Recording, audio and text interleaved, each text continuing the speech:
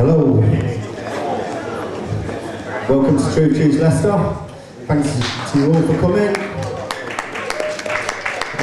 Today's format, basically, the talk's going to be in two sections. We're going to have a small break in the middle, a little break at the end, and then questions and answers at the end. But if anyone does have any questions throughout the talk, just put your hand up. We'll pass this radio mic round. John's up for answering any questions as he goes, so we're just going to do it like that. So I'll pass you over to the man who really needs no introduction. Welcome everyone to John Harris. I'm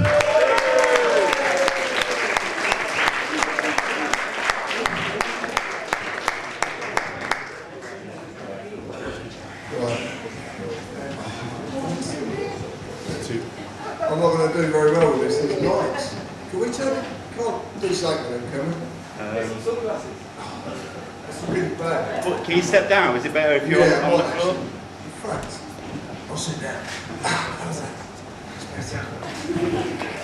I much prefer sitting down. I don't like this stage. Like getting on stage and being above everybody. I don't like that crap. That's a lot of the reason we're in the problems we're in, actually. Well, I'll turn it down. Please, turn it down.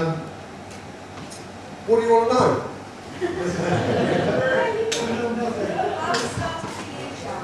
How it started for me? It started for me when I was about that big. Do you really want to know about that? Absolutely. Okay. I had the most wonderful dad. My dad was. There's a lot of history about my dad. My dad was 62 when he died, and I was 7. And my granddad was born in 1866, 100 years before me. And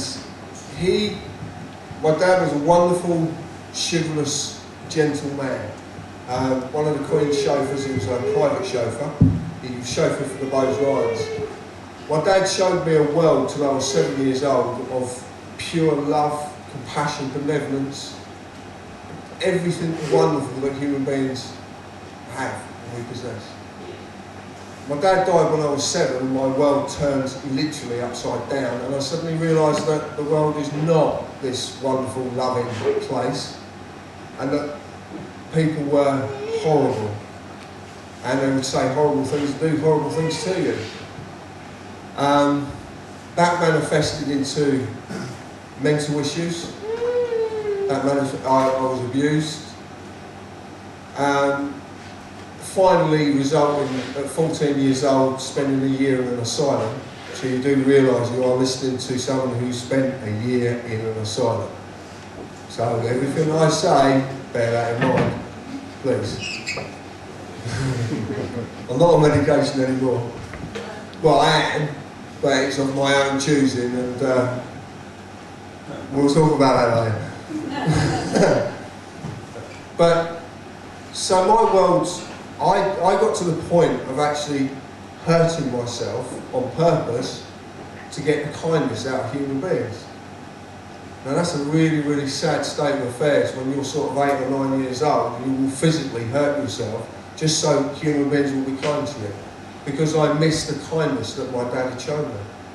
I missed him horrendously. I really did. My family history is a very interesting history that I'm still delving into, and on the 28th of this month I've got the pleasure of speaking in Penzance, literally yards from where I was born, on the mountain in Penzance Bay, Marizine. And that is going to probably be one of the most interesting talks I ever do, because it's more about a fact-finding mission for me than it is for me to tell them things. The Cornish people hold a secret that has never been, most of the Cornish people don't even know that this thing exists, which is even more fascinating. And what I do find fascinating as well, to distract slightly, is everywhere I go around this island, the Scottish, the Welsh, the English, the Cornish, I don't know a great deal about islands. I feel that Ireland should be a country in its own right. Well, not a country, because it's a political regime, which I'll explain later on. But we should have no interference at all. They should be able to do things how they see fit. They should. I've always had that. I've always held that notion. But I go and talk to the Scottish and I talk about their history and they don't even know their own history. I talk to the Welsh and the Welsh don't know their own history. And I find this absolutely amazing because history holds keys. It holds fascinating information that if you actually look at it properly, it's not bullshit. It's not all crap. It's not all, you know, oh yeah, it's wrote by the victor. Yeah, it is wrote by the victor because they're boasting about things. And when you see it as being boasted, what are they boasting about? And that's what caught my eye, was the boasts. Why are they boasting? Why are they so, you know, why are people so got hooked up on books like the Bible, which to me is a fictitious storybook with fictitious characters in it, the same as the Prophecy of Shun is a fictitious book. Alright, it's about a character supposedly who lived in Egypt 3,000 years ago called Akhenaten, but it's still fiction. I haven't studied Egypt. I wouldn't know where to start, quite honestly. But I was looking for things that I didn't even know I was looking for, and that is the most fascinating thing. And this all stems from my dad, because I'm looking for the kindness in human beings. I'm still looking for it to this day. I won't hurt myself deliberately to get the kindness. I've now realised that I can do that in language. I can speak to people in a certain way, and the kindness comes out. It doesn't matter what costume they're wearing. And they are all costumes. It is a bit of a pantomime. But it's my approach, it's my manner that solves problems, not my aggressiveness or my anger. And I realise that. You can make very poignant points very bluntly, but you can do it politely. You can really do it politely. There is no excuse to raise a hand to another human being. There is no excuse or no reason that is valid to feel the need to scream at another human and cause them mental abuse, because it is mental abuse. There is no reason. I don't see a reason for that. I'll never accept there is a reason. And the very fact that we do accept that these reasons do exist is the very fact why we live in the world we live in, because of this. So I wanted to look at things and go, hold on a minute. So I went out and I was talking to gentlemen like Brian Gerrish, I was talking to lots of other people that you would recognise, and others you won't. And they were saying to me, oh, you're really intelligent, you're this, yeah. And I'm not, I'm a simpleton. I am a really, really simple man at heart. And I'm not intelligent at all. Yesterday I was laying on oak floor, an engineered oak, shit, but it was an oak floor at the end of the day. And I've just fitted a kitchen for someone, and she's a school teacher, and she's coming to one of the talks, which is really cool, because she'll ask me some very poignant questions, because she has already. And so I'm a tradesman. My van's parked outside, it's full of tools. Don't rob my van, please. I've got to go work on Monday. But that's what I am. I'm just a tradesman. I'm just an everyday working class guy. I am honest to the core. I refuse to lie. And I get in trouble with my partner, I get in trouble with my family, I get in trouble with my friends, because I won't lie. And we don't like the truth, we don't like the honest truth of what we've become. We really don't like it. It's ugly. They call it the ugly truth. You look in a mirror and you realise what we have become. We live in a fucking paradise. What have we done to it? We do. Can you dispute that fact? I've never had the pleasure of going to other parts of the world. The furthest I've been is Belgium to work at the steelworks, and that wasn't the prettiest place I've ever been. Well, that's about it. That's as far as I've travelled. Belgium. Shallower, actually. But I've been around this island, and we live in the most beautiful place. We really do. But we seem to forget all that. Why do we forget it? Because we're distracted. And why are we distracted? We're distracted because when we have distractions such as these things, and I'm just as bad as anybody else, and computers, we don't look at things a different way. So anyway, I did a very small talk down in Totnes, and I had a big piece of paper behind me. Brian Gerrish, as far as I know, has still got it to this day. And on this piece of paper, which is about 8 foot long and about 6 foot wide, is every king and queen, every pope, and every law I could muster, I could find out about, is written on this piece of paper. And at the time, we had a husky. Pain in the arse, that dog. Lovely dog, pain in the arse. And I'm stood on this piece of paper, and he stood on it with his dirty paws, he's just been outside. And I'm looking down, and I looked at my partner, who was just sat to the left of me, and I said, do you know, I can see it. I had to see it in one thing. When I was doing things on the computer, I've got a piece of paper here, a piece of paper there, a piece of paper here, I've got a computer screen there, I might have a laptop over here. I couldn't work it out. It puzzled me. But when I could see it as one thing, and I could actually start to go, well, hold on a minute, and I was drawing lines across it, and I was, hold on, that happens, and he was there, then he was there and there, then it was like, I see a pattern, I see a repeat, there's something repetitive about this, and I was looking at 800 years of history. Obviously very key parts of it, not all of it, but I started to work out, so, hold on, there's something, and I started to work out there's these differences. There are certain members of society who have privileges, and there's certain members, and a lot of members of society, that don't have privileges. What is this society thing? What is this, what's law? Why can I see 3 different types of law? All different types of, and they're all work in different ways, but they work in parallel to each other, and they convert from one to the other, and they jump. I was down in London Thursday night. I don't know if you've ever been down in London, been in the city. You ever been walk around? It's a fascinating place to walk around. Must admit, it really is fascinating. Have you seen the High Courts of Justice? Have you seen this building? It looks like something out of fucking Disney.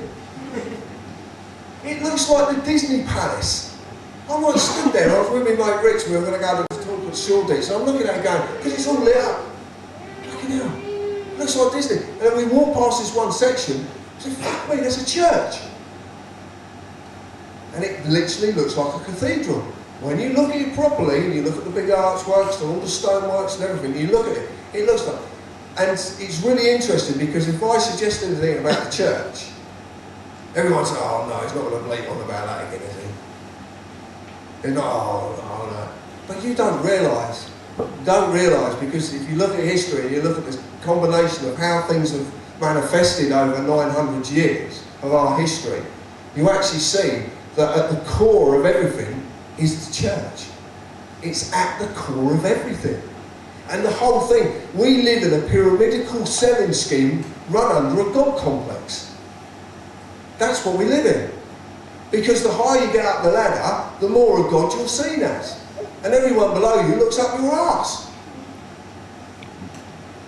We don't get, it's like, hold on, so where does this manifest from? When did it start? How did this all come together? So I'm looking at all this. So I goes out and I did It's an Illusion, and I know I've upset a lot of people with It's an Illusion.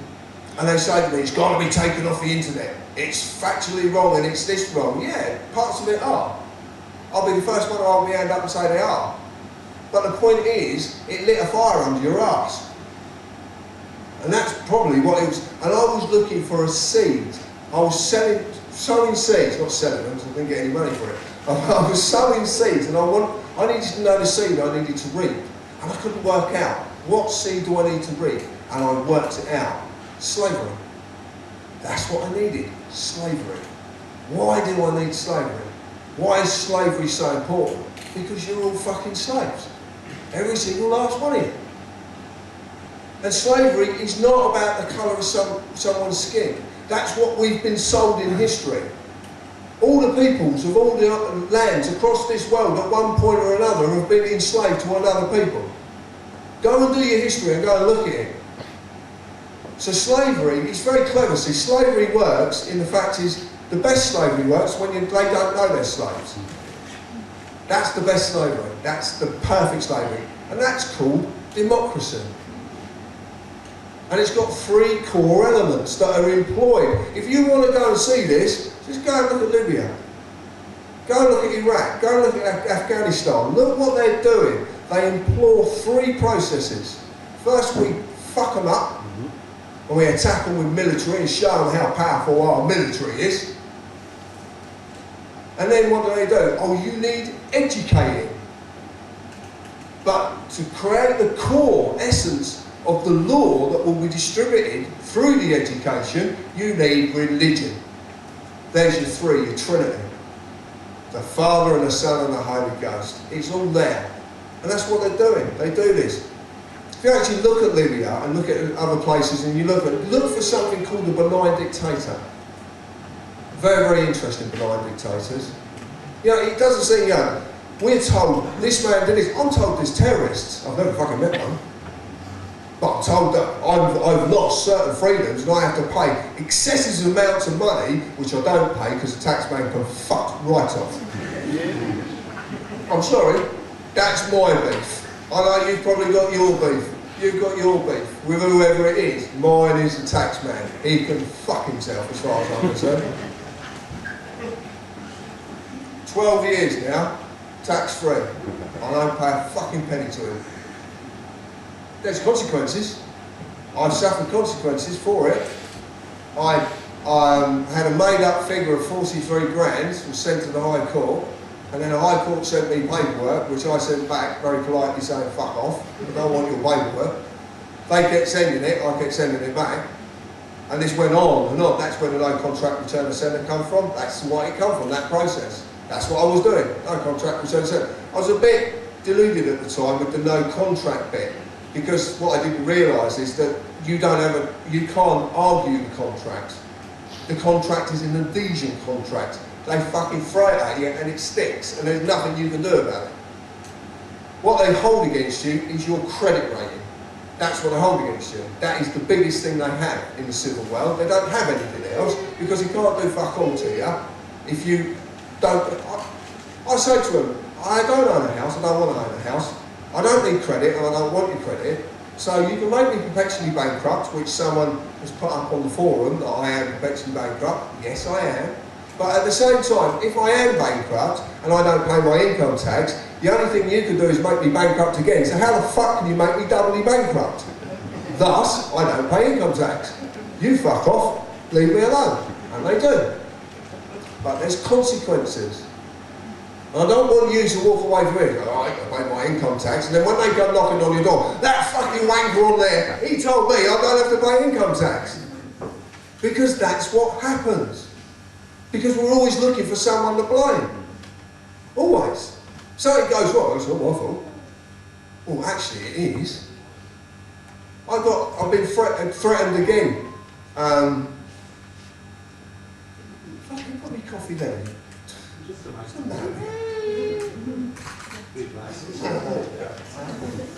I'll be working on it. What? That's Ben, by the way. Oh, yeah, that's Ben off the forum. If anyone's on the forum, if you've hated Ben for years, now's your chance. But he's one monster of a fucking dude. No, that's another thing as well, something that happened today. I've met someone who, we've had words on the forum, internet forums, what wonderful places, eh? I'll tell you a little story about TVC in a minute. I've met someone today, and for the first time, the context is absolutely bang on, because I don't know if you know it, when you're talking to people, the way that I'm speaking to you, obviously you're not speaking back at this moment in time. You can if you want to. But, do you know, I'll tell you a little funny story actually. I didn't speak to her, I was about 18 months old. I'm fucking making up for it now, aren't I? That's true. But when you meet face to face, you have the ability of body language, you have the ability of expression, eyes, mouth, the whole works. So you get a feeling about how someone is. I don't know if you know at the moment, but the actual people working in councils and people working in local government and all of that are actually being taught to not use body language. So they're actually basically becoming automatrons. You know, I met a post lady came to the door the other day to give me a recorded letter, not from it, it was from my son. And she knocked on the door. She was void of emotion. there wasn't an ounce of emotion in her.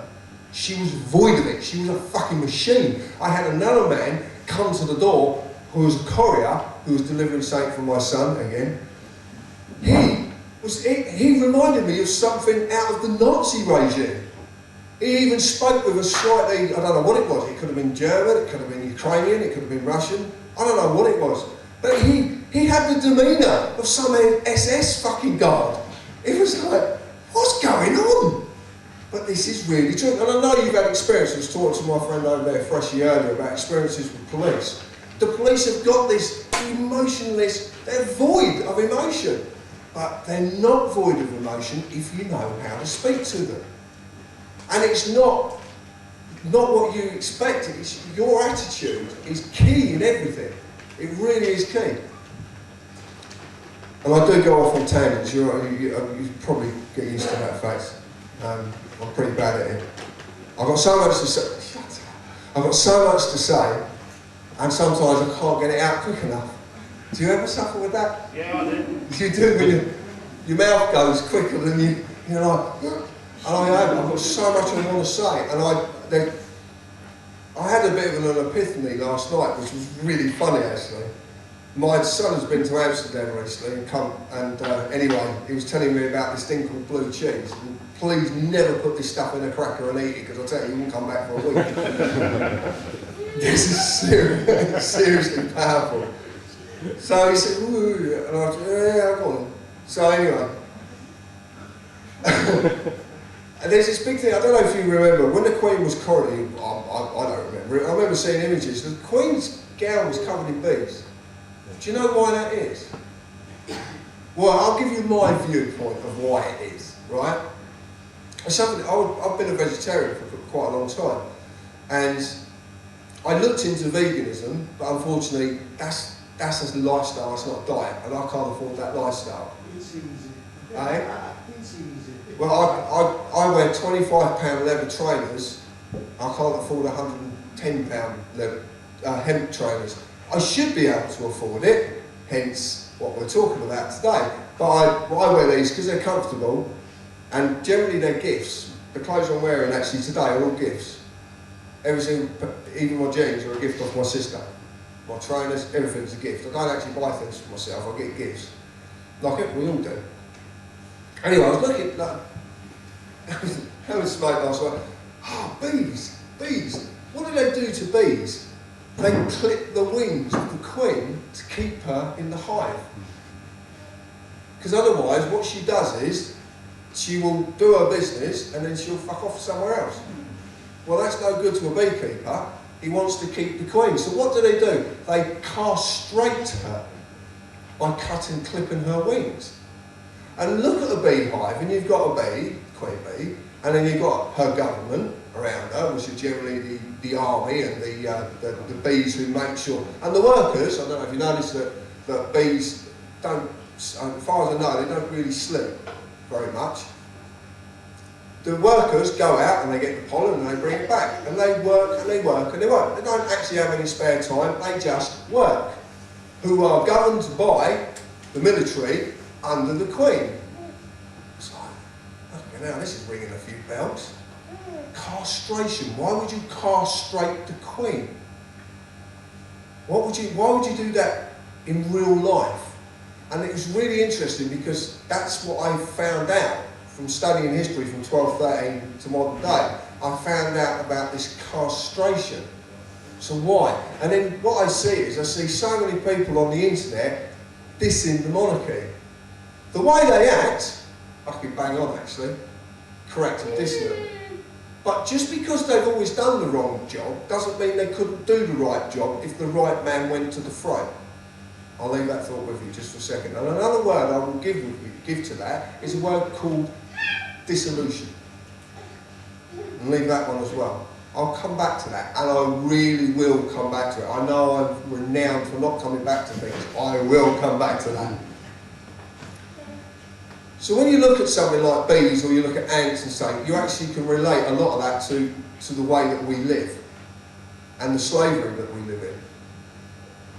And what we do is we don't see the slavery because we have the distractions, and obviously, you know, it's quite obvious to me that we live in across the world. There are 197 countries, except the Americans don't recognise one, so that's 196.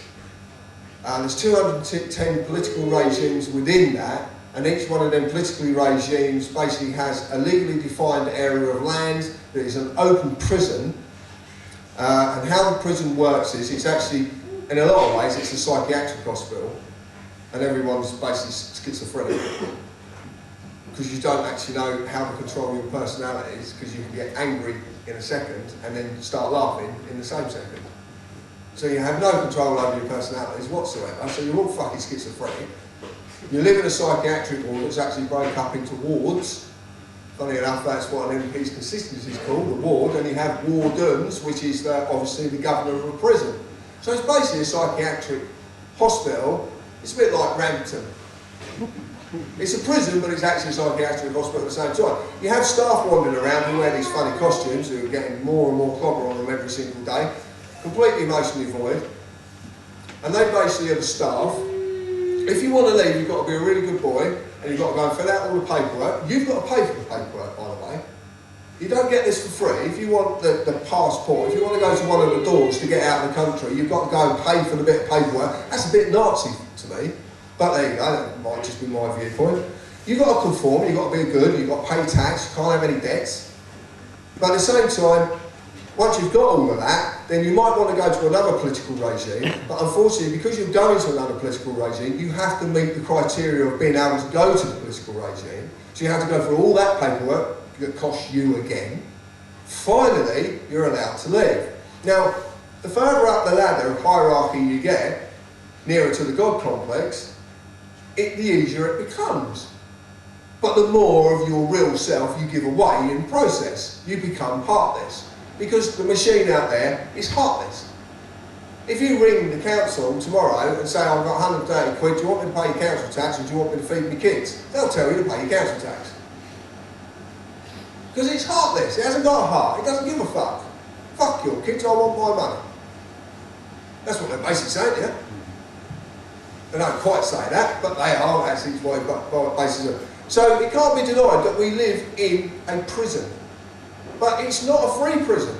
You've got to pay to live here. Now that's modelled on Marshalsea, an old prison from London, or Fleet. And they were debtors' prisons that you had to pay to live in. And while you were paying to live in the prison, you couldn't pay off the debt, so inevitably you stayed in the prison. I don't know if you know, but Fleet Prison's famous because everyone who went to Botany Bay in Australia to colonise Australia came from Fleet Prison. And most of them had done very, very menial things and were deported. So I looked at this and said, well, how do you do that? How do you actually get to that stage? How do you create slavery without anybody knowing they're actually enslaved? And no one, you see, and the core of this is you can't question. That's the core. Now, that process seems to come from something else. There's another thing that exists that you can't question. You're not allowed to question it. Try it. It's fascinating. I remember once I was doing a job and a lady vicar came round to see the old lady that I was doing the job for. And I got talking to her. This was a long time ago, actually. And I don't normally beat around the bush, I normally go for the throat. It's the easiest way. So what's all this bollocks about Jesus then? That always sets the scene. Anyway, oh, Jesus died for our sins. I went, whoa, hold on a minute. No, I'm not having that. I said, because if Jesus died for our sins, and you're saying that, I said, so he's died for sins we haven't committed. So if he's died for sins we haven't committed, that's like going to a bar and getting pissed out your skull because someone's picking up the tab. I said, so basically, you can do what you fucking want in your life. You can be the biggest, baddest bastard, but it's okay because the geezer at the end goes, you're all right, no worries. Is that what you're saying? Oh, Jesus died for our sins. They're fucked. They can't go any further. They're stuck. They get absolutely broken and stuck on the same thing because it's a stagnated belief system, a core belief system that they daren't leave. They might have wonders about it, and they might go to themselves and go, I'm going to leave it, I'm going to leave it. And oh, no, I've got to go back, got to go back, got to go back. I don't believe in God. Oh yeah, I do. And this is what we do all the time. We seriously do this. I don't know if you've ever watched people do it, but they do it. You can get them, and you can pull them out. And you're pulling them, and all of a sudden, no, I've got to go back. But that core is the very basis of what we live in. That is its creation. It came from that. The foundation of all law comes from that. And it all works on the same principle. It's stagnated.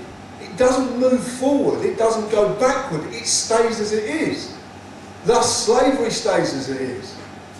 But they want to keep take from you. Because that's how it's sold. And it's sold to them out there.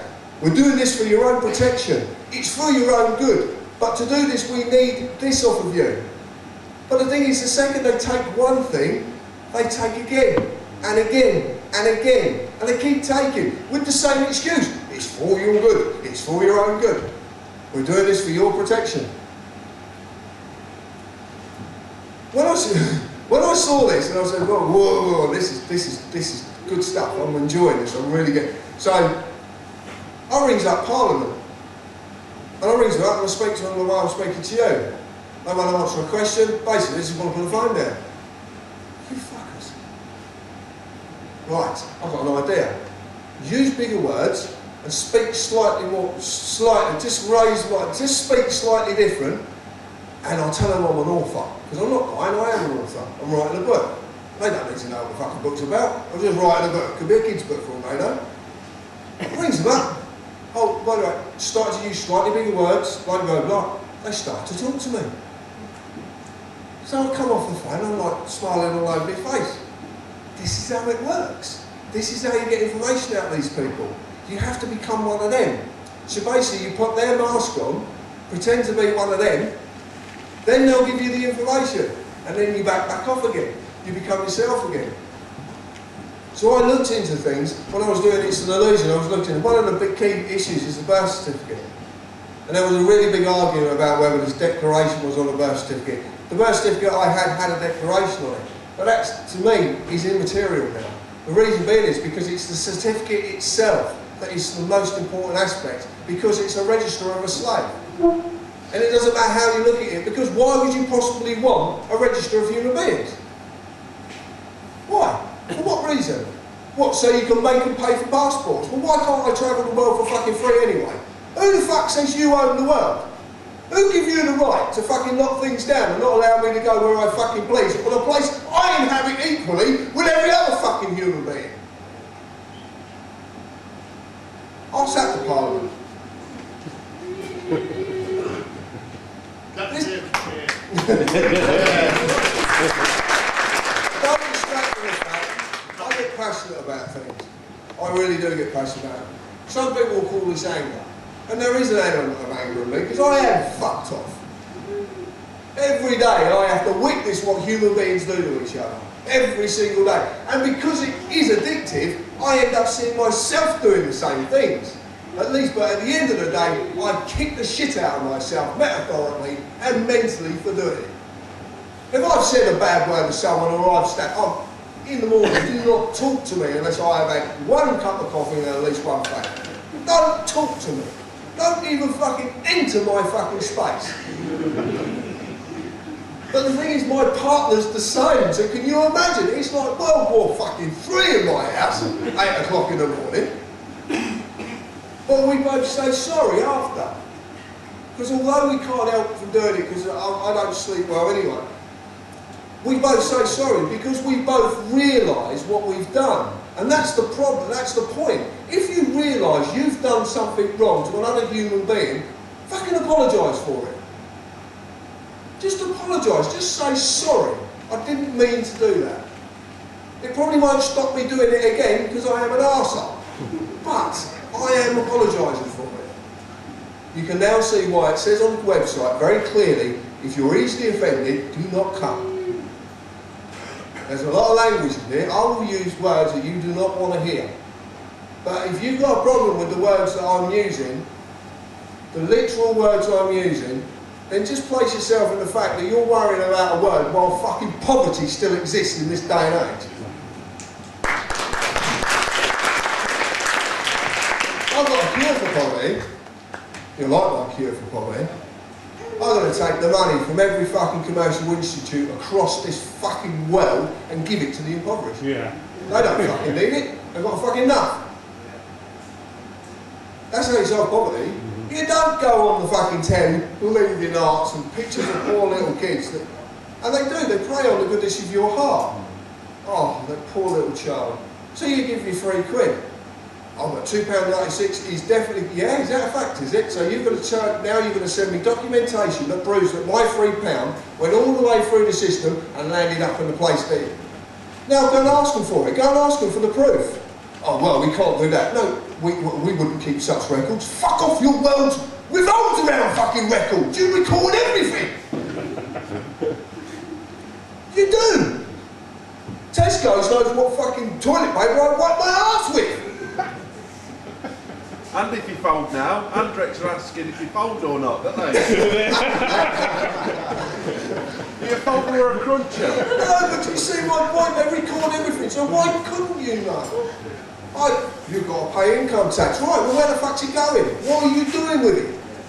Well, you can't. But you can. You have a record for everything. You could do this, you could know. And if you're asked to give a donation to support the political regime that you live in, then surely you should, if it was done in transparency, you should have the ability to actually know where that money's gone and what it was used for. But we don't ask, do we? Do we ever ask? We don't. What I find most fascinating is, I've gone up against loads of things, loads and loads of things. Like I said, I went up against taxman, there's consequences. I face the consequences, I live with consequences daily. The only reason, and I'll be absolutely honest with you, the only reason I'm here and doing the talks again, because I've refused for the last 2 years, the only reason I'm here is because I've been pushed into this, because my work's dried up and I work cash in hand. I can't go to a job centre and get a job because I don't have any of the criteria. None of it. So my job is, my work is cash in hand. And then you get some prick like Nick Clegg, goes on the television, and I'm sorry to call him a prick, but he was talking like a prick. It's immoral to give tradesmen cash. Are you fucking mental? What does a tradesman do with his cash? What do? Do I take it home and shove it under the fucking mattress? No. My wife goes and gets her hair done. Well, she don't, she's out to hairdresser and she actually cuts her own hair, but I'm talking metaphorically. I go and get shopping. I go and buy fuel. So if you want to break it down, who actually keeps the economy going? The tradesman who spends his cash, or the banker who keeps his money in the fucking bank? The only reason it's immoral in their view is that they can't extract taxation from a payment in cash so they can go to war with another fucking country. That's what a good percentage of it goes towards, I promise you. And they say, people argue, they say, you've got to pay income tax. What about schools? What about this? What about public services? I say, what about fucking VAT? Because I'll tell you what, you're not getting taxed every second of every day, but you get fucking VAT every second of every day on everything you do. You go and buy a fucking tune off of iTunes, there's fucking VAT involved. So where's all the VAT going? You fuckers make billions out of this. No one questions it. Bring up the VAT office and ask them what VAT is. Value added tax. Ask them. They haven't got a fucking clue. They cannot give you an answer. Because no fucker knows, because it's just a dreamt up fucking way of oppressing people that's now reached 20%. My talks this time around are about stating the absolute fucking obvious. And for once, and actually giving you an idea of how powerful you really are. That works on the very principles I'm talking about. Works on the opposite of it. How you can affect them in such a way, they won't be looking down their nose saying, you fucking straight, I'm not talking to you. They'll be on their fucking knees looking up saying, please don't do it anymore. Do you want to know what that idea is? Yeah. Wait till later.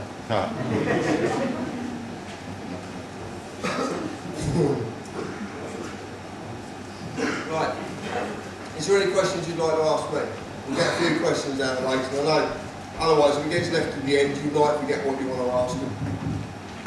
I like what you were saying earlier about the passports and having to pay for a passport when it's our divine right to travel.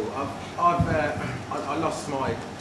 Cheers. I lost my driving licence, and they want 20 quid off me to renew it. And I personally don't really want to. I want to rescind my driving licence. But is there any way I can say to them, look, can I have my licence back without paying for it? No. It's mine. Sort of thing. I know what you're saying, but no, that's not how the system works, is it? You know, you've got to appreciate, you can go up against the system. You know, I'll tell you some fascinating things, experiences that friends of mine, I only speak from my own experiences and experiences of people that I know, and that's the only thing I can speak from. You know, when all that bullshit come out about these photo licences, the second I heard about it, I went, fuck off, not interested. And it turned out I wasn't the only one. It turns out there's quite a few, thousands, if not tens of thousands of us who actually said exactly the same. The only problem being is that I don't physically have a photo ID. And obviously a lot of the things that are going on out there now, you do need some form of photo ID. You know, I, in my job, do quite a bit of plumbing. And that sounds a bit odd, but I do multiple trades. Carpentry is my base trade, but I do a lot of plumbing, on sparking and all sorts. I collect copper. If I take out copper from a house and renew it, I collect the copper. I then go to scrapyard and weigh the copper in. They weigh it, they give me the equivalent of what it's worth. I can't do that anymore, because now to do that, I need photo ID and I need a bank account because they've stopped paying cash to the scrap men. How they pay checks though, where after the front job. They pay them by checks, you can't ship them out the building. That's what they're doing, yeah. They're doing, you can either have a cheque, you can have payment the same day, but you've got to pay £3.50 for a back transfer, or there's some. That's it though. That is the method, isn't it? Yeah, there is two methods. You have to have photo ID. If you haven't got photo ID with an address on it, you have to produce utility bills not more than 3 months old. This is to weigh in a bit of fucking copper. But because they're so frightened that you're going to be not giving them their tax money, that's what they're so frightened of, and that's what it's always been about. And they use the excuse, well, this is to protect, it's all come about supposedly from the rail industry. I don't know if do you know about this? You know, they were nicking the overall. I take some bottle and cut a 25,000 volt fucking cable, I tell you. Well, they were nicking cabling off of, supposedly. I don't know anyone who's ever involved in that, the same as I've never met a terrorist or blah, blah, blah, even though I'm told they do exist. But I've been told a lot of things. I've been told God exists, but I've never fucking met him. I'll tell you what, if I did meet him, I'd punch a twat straight in the front. I would, I'd kick him straight in the nuts. Someone called me the devil the other day. They actually did call me it. They said I'm the Antichrist. I'm going to do a talk in Liverpool. If any of you can come, because it's in a church. It's actually in a church, which is even more ironic. My partner said to me, "Ooh, can't blaspheme, can't swear." I went, it's a fucking building. It's all it's ever been. Just because you call it by a silly name, don't distract from the fact it's just a fucking building. I've got the fucking lockdown, every one of them. Dig the graveyards up. Use them for something fucking useful. Like putting houses on that I desperately need. There's so much that I would do if I could do it. There really is. I'd like to see a free world based on equality, not equity. And that's all I want to see. And I will keep doing this until I see it. Until I finally see it and I have an idea how that can come about. Council tax is a very, very poignant issue with a lot of people. Very poignant indeed. And I still know to this day a group that they've been fighting this for 6 or 7 years, and they literally have gone to every length possible, including the High Court, everywhere they can go to actually stop council tax. And to this day, they haven't achieved it. But I know one man in Wales who hasn't paid for 4 years and never gets bothered. And I will tell you how he does it. I'm not telling you to do it, but I will never tell you to do anything. And if anyone ever tells you to do something, you should fucking question the fact if you do it. No one has a right to make a decision for you. You have to make the decisions yourself. As part of being a human being. As part of being an individual.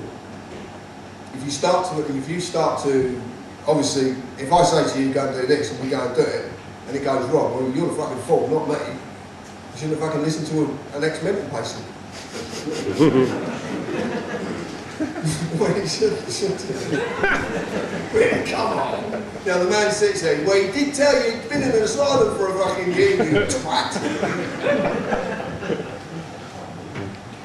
There's a simple trick, and the trick is very, very simple. When you're sent the bill,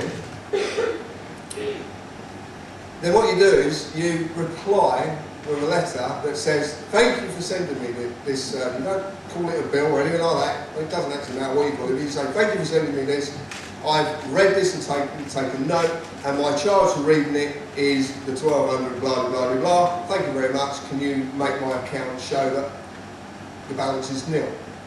He's been doing this for 4 years and they never touched him.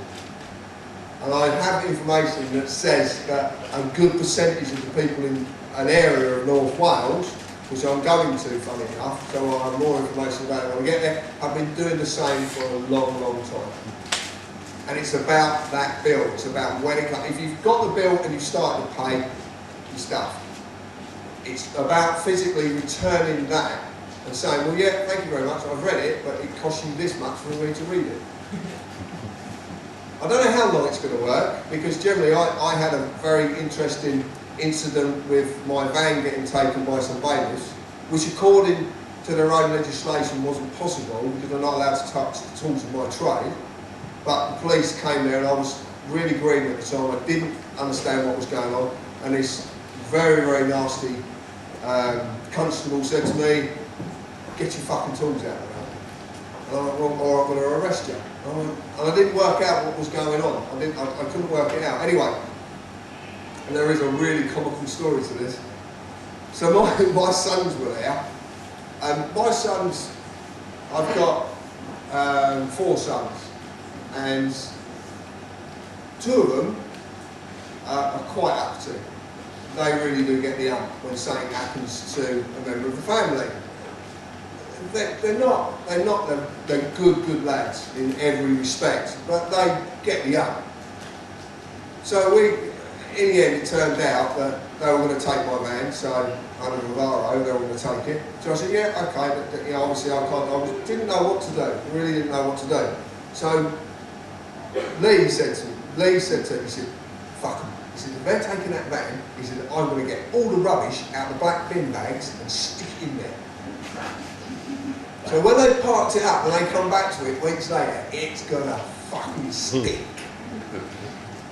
I said, yeah, all right, then, I don't really want to do that. His mum's going, no, don't you do that, don't you? He fucking did. I knew what he's like, you know.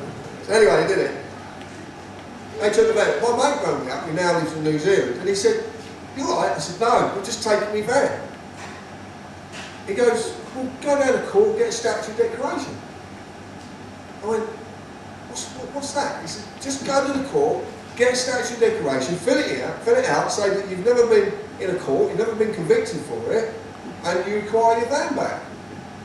I went, you sure? He said, yeah, go to the court and get one. I went, okay, so I rang up, I made a phone call, I said to Hemel, and I said, yeah, come down. I got this statue of decoration, they give me the paperwork.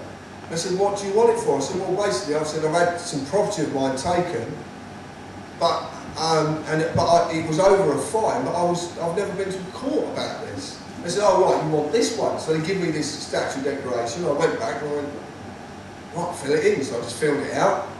I made an appointment to go back, and I went to the office, and a really, really lovely lady, this is what I'm talking about, human beings, she was lovely.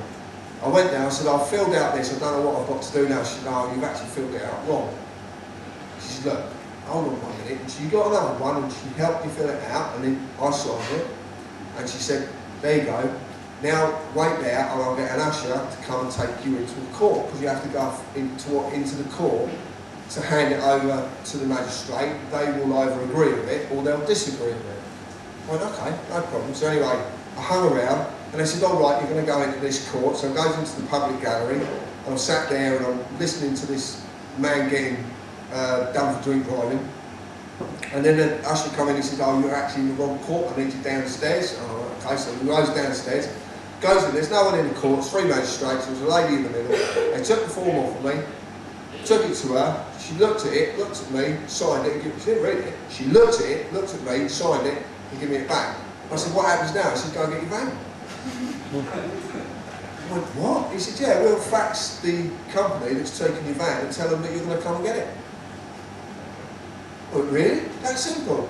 I said, what about the, you know, the fine and all the money? He said, oh, don't worry about that. He said, that'll just be quashed.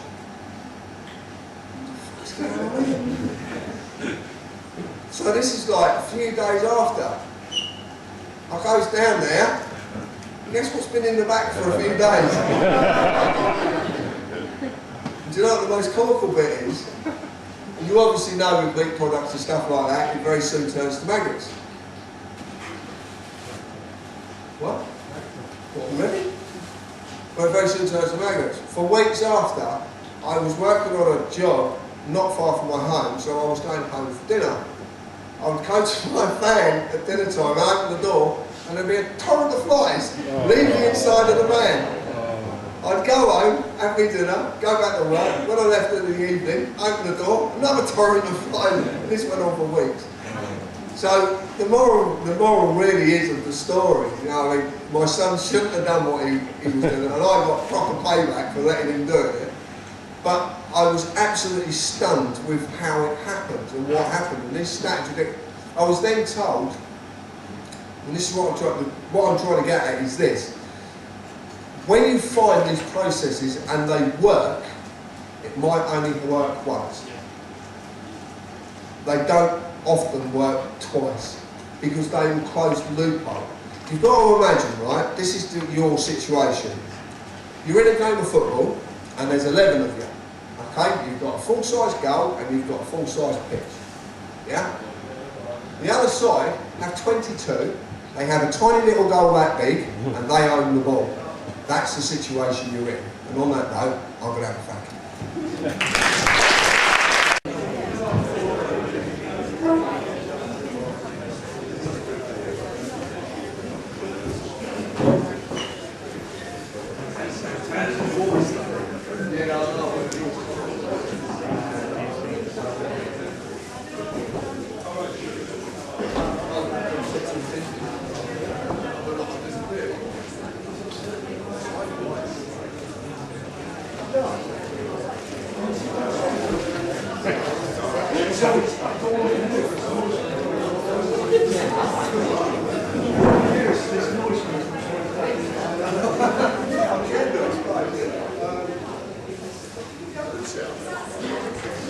Do you want a chair, mate? Yeah, there's a chair here. Yeah, you're absolutely right.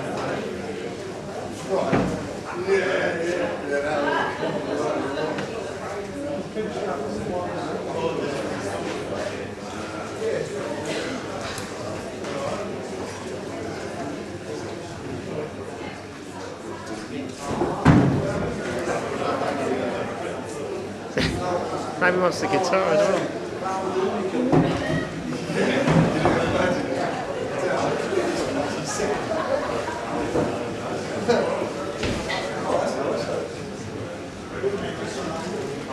Is that better? Say that.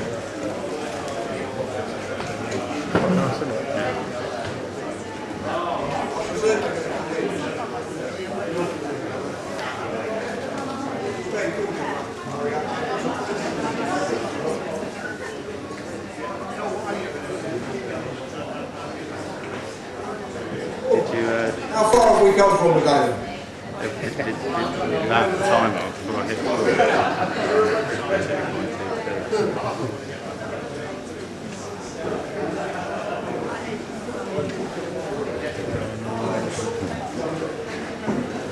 Carry on.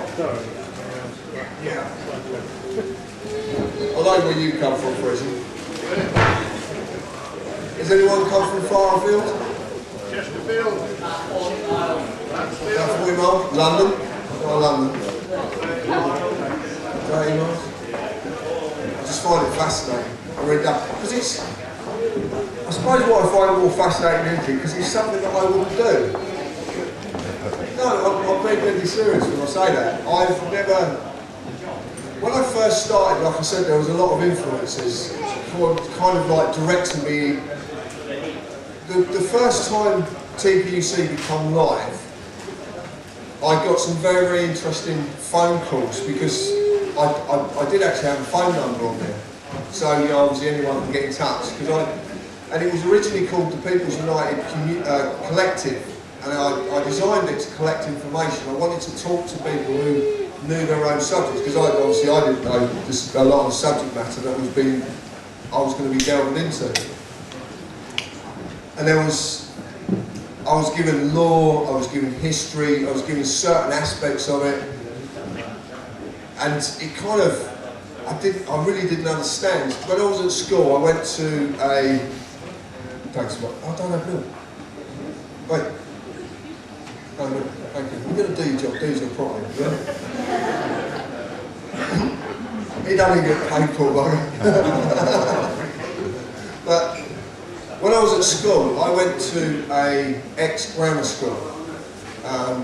It was a boys' school that had kind of lost its status, if you like, which is really quite comical. And I was expelled at, I was 15, was I 15? No, actually I was expelled when I was just about 3 months after being 14, because I was put in an asylum, and it wasn't very good for the school's image to have one of its pupils locked up in an asylum. So they expelled me, and I could never work out why. Why did they call it being expelled? And I was like, well, hold on a minute, they're actually trying to get me to accept these spells. You know, this is the way the world is, and you're going to accept this, whether you like it or not, you are going to accept it, and you can't question this. And that's the spell. So when you don't accept the spell, you get expelled. That made sense to me. The school I went to had a way of getting you to learn. If you didn't learn, they used to beat it into you, literally.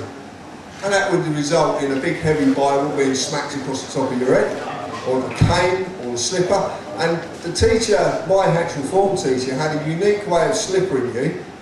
Fortunately, I never went through it, because he was actually he was a nice guy when you got to know him properly. But his way of doing it was to take you to the gymnasium, stand you about halfway up the gymnasium, bent over, and he would run at you, and as he ran past you, he'd hit you with a slipper. Which you can imagine was a very, very painful event.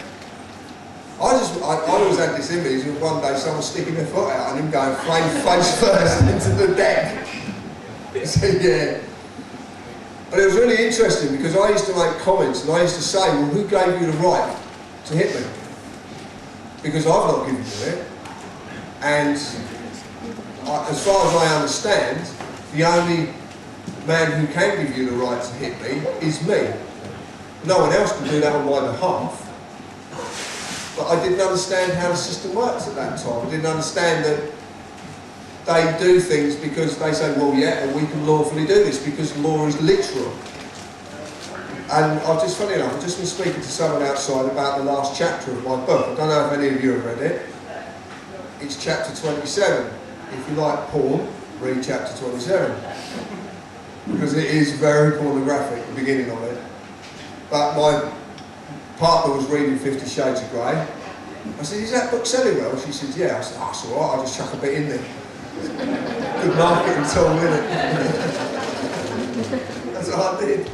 And I had fun writing it as well. I've never write anything like that, which is really good. But it's not there abstractly, it's there because there's a talk about law in there. There's about political insurrection that is basically, they're called the dislikes. This is what I've named them.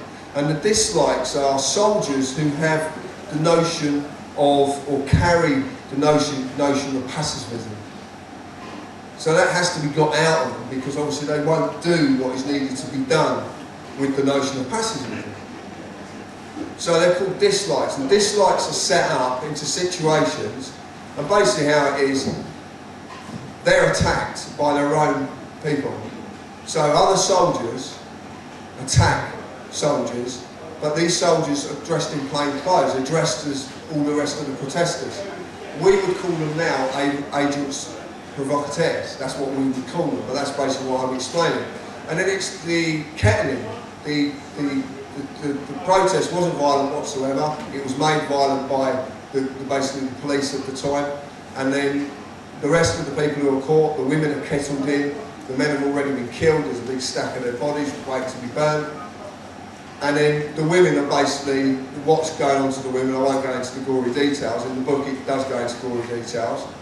But it's what is said by Farrick, the character, to one of the guards who's performing the act. And he said to him, he says, how can you do this? They're human beings. And he said, no, they're not human beings anymore. They forego their right to life the second they enter into a political insurrection or some form of protest against the establishment at the time. And he says, and he basically they're having this conflict and it really gets quite heated because Farrick is distraught with what he's seeing. And he says, but, you know, he says, you can't do this, you're murdering, this is against the law. And he said, no, if someone forgoes their right to life, then it's not murder anymore. What I'm trying to get at is this law is literal. It is very, very literal. So you have to look at law being literal. And it's very interesting when certain circumstances arise that when you take the literal, I'll tell you a story once. When I was about, I don't know how old I was probably about 20, I was working for a company, and there was me and another lad from Stevenage who were working for this company, and we got told on the quiet that this company employs you for so long, and then on the last week they knock you for your last week's money. And we've been warned about this. Yeah, better service next time. So we've been warned. So what we decided that on the last week, all the tools that we had from the company that we were using, we were going to keep them. And we were divvying them up between us to make up for the wages that we were going to be knocked. Now they do say consumption is the mother of all fuck-ups. And I would agree with that in certain cases, but in this case it was very, very interesting because it did happen, we were not. So we thought, well, we got the tools, we'll keep the tools, we'll flog them, we'll get our money back. Anyway, cut long story short, that was on the Friday. On the Sunday morning, bang, bang, bang, bang, bang, 6 o'clock in the morning, Stevenage CID. We come in to search your house under you're suspected of theft of tools. It was really quick, it was amazingly quick. So anyway, I said, yeah, I've got. And they said to me, why did you take them? I said, because I got knocked from me last week's money. I said, go and check it out. I said, so I did it for a reason. They went, well, he's still stolen them. I said, yeah, okay, I'll hold my hands up. Yeah, I've stolen them.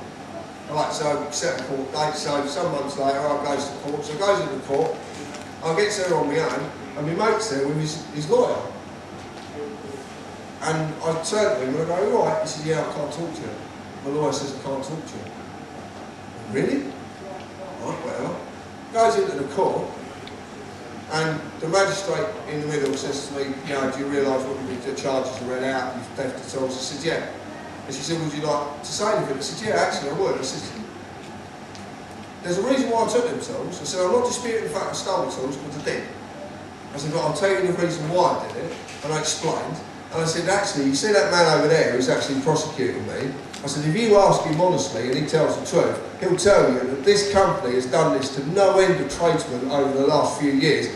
And this situation that what I find myself in has been in this court or in this courthouse many, many times because of this company ripping off tradesmen.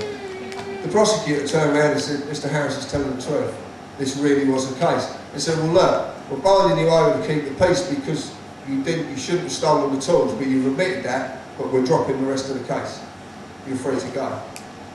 My mate walks in there with the lawyer and pleads not guilty. After listening to what I've said, he pleads not guilty. Because his lawyer told him to plead not guilty. And it's like, I looked at him, you're not right. You can't be right.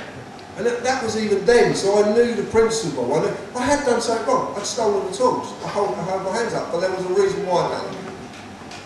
So the law was very literal then as well, because the law said, yeah, you committed theft. I went, yeah, I committed theft. It doesn't matter what the intention was behind the theft, I committed theft. And then in their eyes, that's a wrong thing. And they're absolutely right. It is wrong to steal things from people. I know corporations out there are stealing from you every single day, but that doesn't mean you stealing from them makes that right. That actually creates even more of a problem. Because if you steal from them, they will steal more to compensate what you're stealing. And that means that everybody else is suffering because of you. I'll give you an example of this. Get a credit card tomorrow. Go get a credit card. Doesn't matter what it is, you can get one for, I don't know, 1,500 quid or 7 grand. Max out the credit card. When they send you the bill, don't fuck off. Okay? They'll never come after you. They've never come after me, ever. I've done it loads of times. I used to do it so many times. I've done it with banks, I've done it with all sorts. Like I said, I used to do rob banks. It was really easy. I used to do it with paperwork. Just walk in, take £100 a day, every single day for 28 days. Just don't go in on the 29th. And you do it in multiple branches. You used to be able to do it because they didn't have the technology they have now to check your account, blah, blah, blah, blah. They just took you on face value. And as long as they knew that that money was going to hit their account when you got your wages paid in, but the wages were never going to hit their account. That was the whole scam. But the point is, I was wrong, very, very wrong in what I did. It was not right to do it. But then when I did go in on the 29th day once, I got caught, went into the manager's office, and I basically had a meeting with the manager, and he said, I want to check, but I said, well, you're not going to get your money back. And he just looked at me, he says, well, I kind of know. I know I'm not going to get the money back. And he didn't actually say it, but he looked the way he looked. He knew that I knew the game. He knew that getting that checkbook back would stop me from doing anything more, but he would never get that bank's money back. Because they had no attachment to me whatsoever. Nothing. I didn't own anything they could latch onto. And that's what I realised we have latched onto us. There has to be something that latches onto us so they can apply their attachment to it. So numerous things I've done, loads and loads of things that I've done that are not right, but they've given me the evidence I needed to be able to work out how their system works, how it really works, and how simple it is. So you go get your credit card, and you go out and you max it out. You tell them to fuck off. You literally do, right? Now, they're insured against loss. An insurance company that insures them is also insured against loss. And the insurance company that insures them is also insured against loss. But it's the very top boys who are the most interesting that sit down in the City of London where I was on Thursday. Such as the companies like Guy Carpenter, big, massive insurance companies, insurers and insurers, because they take the money from the public purse. Because anyone in that world never loses. They never lose. They take it from the public purse. All of you lot who haven't done it are refilling that purse. So you can do this, and you can do this on a daily, you can do this daily, but you are hurting the rest of the people you belong to by doing it. That's all.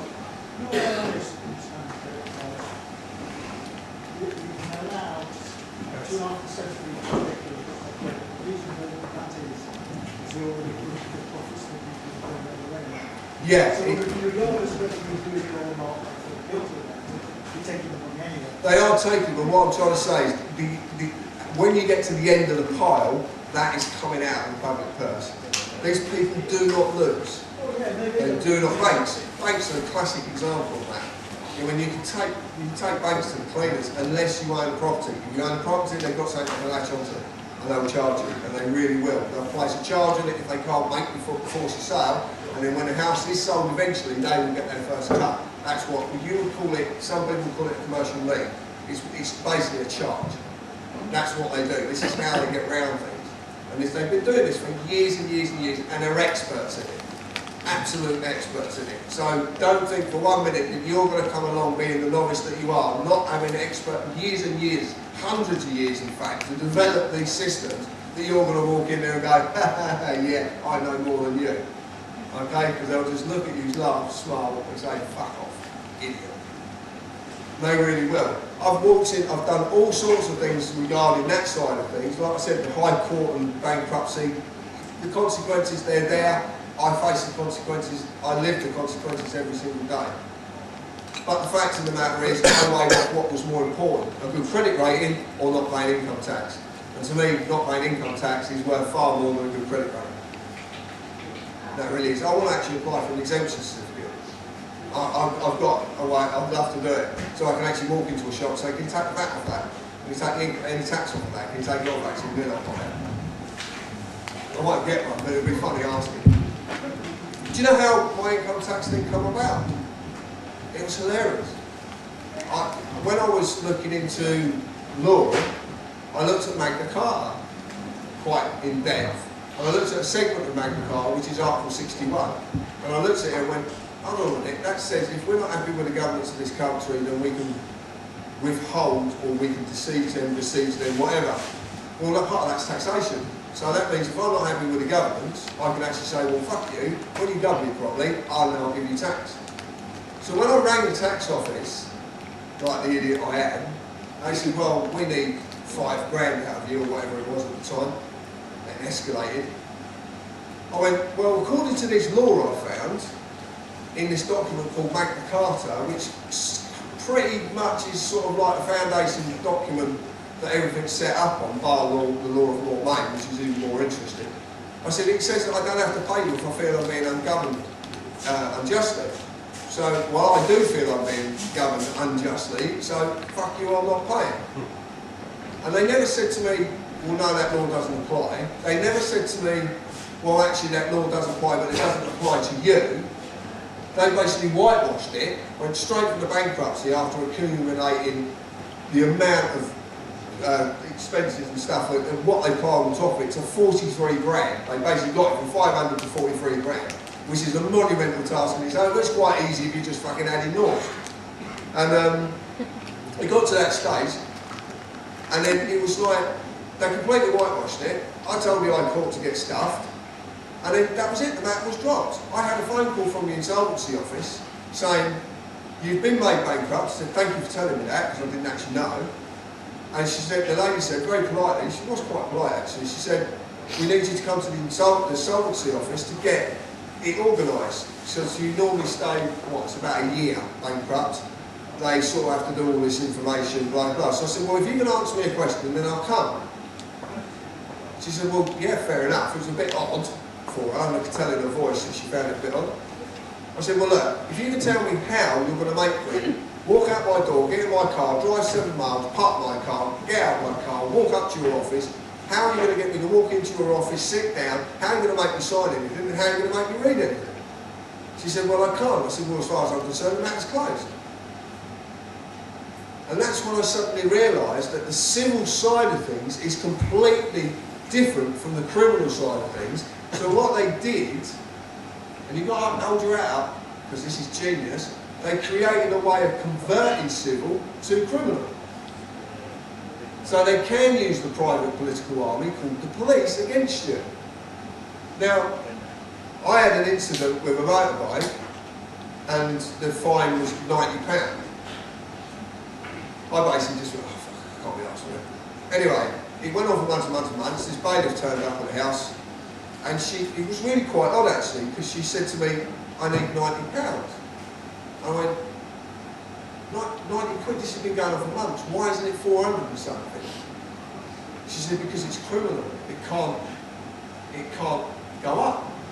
I went, excuse me? She said, well, it's criminal, you are fined £90 and the court requires £90. I said, yeah, but any other time bailiffs come to the door, the bill's gone from 30 to 400 and something. Oh, she said, no, not in criminal. Oh, that's fascinating. I said, well, no, I'm not giving you £90.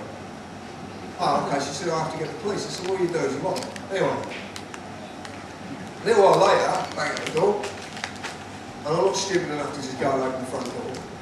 So I opened the window, and this cop stood there, and I said, can I help you out? He says, yeah, you've got to pay £90. I said, well, since when are you the private enforcement for corporations? He said, I'm not working for a corporation, I'm working for the courts. I said, yeah, but you're working for one and the same. just because you call it by a different name doesn't distract from the fact it's part of a corporation. Well, I'm not interested in that, I want £90. I said, well, I'm not giving you it. He said, right, well, I'm going to get a squad to come and kick the door in. I said, well, if you do that, you're going to have to pay. He said, no, if you're in the house and we kick the door down, you have to pay. If you're not in the house and we kick the door down, then we have to pay. I went, right, so let me get this right. You're going to boot my door in and manhandle me for £90. Is this what you're telling me? Yeah, and I'm going to ring now a special crew to come and break your door down. So now, well, let's get this straight. You're not going to do it yourself, you're going to get another group of bully boys to do it for you. Yeah. I said, how much is this fucking costing? You only want 90 quid. He said, it's the law. I went, oh, okay. So anyway, I let him in. And I stood there, and this was one of the biggest changes in my life happened right at that second.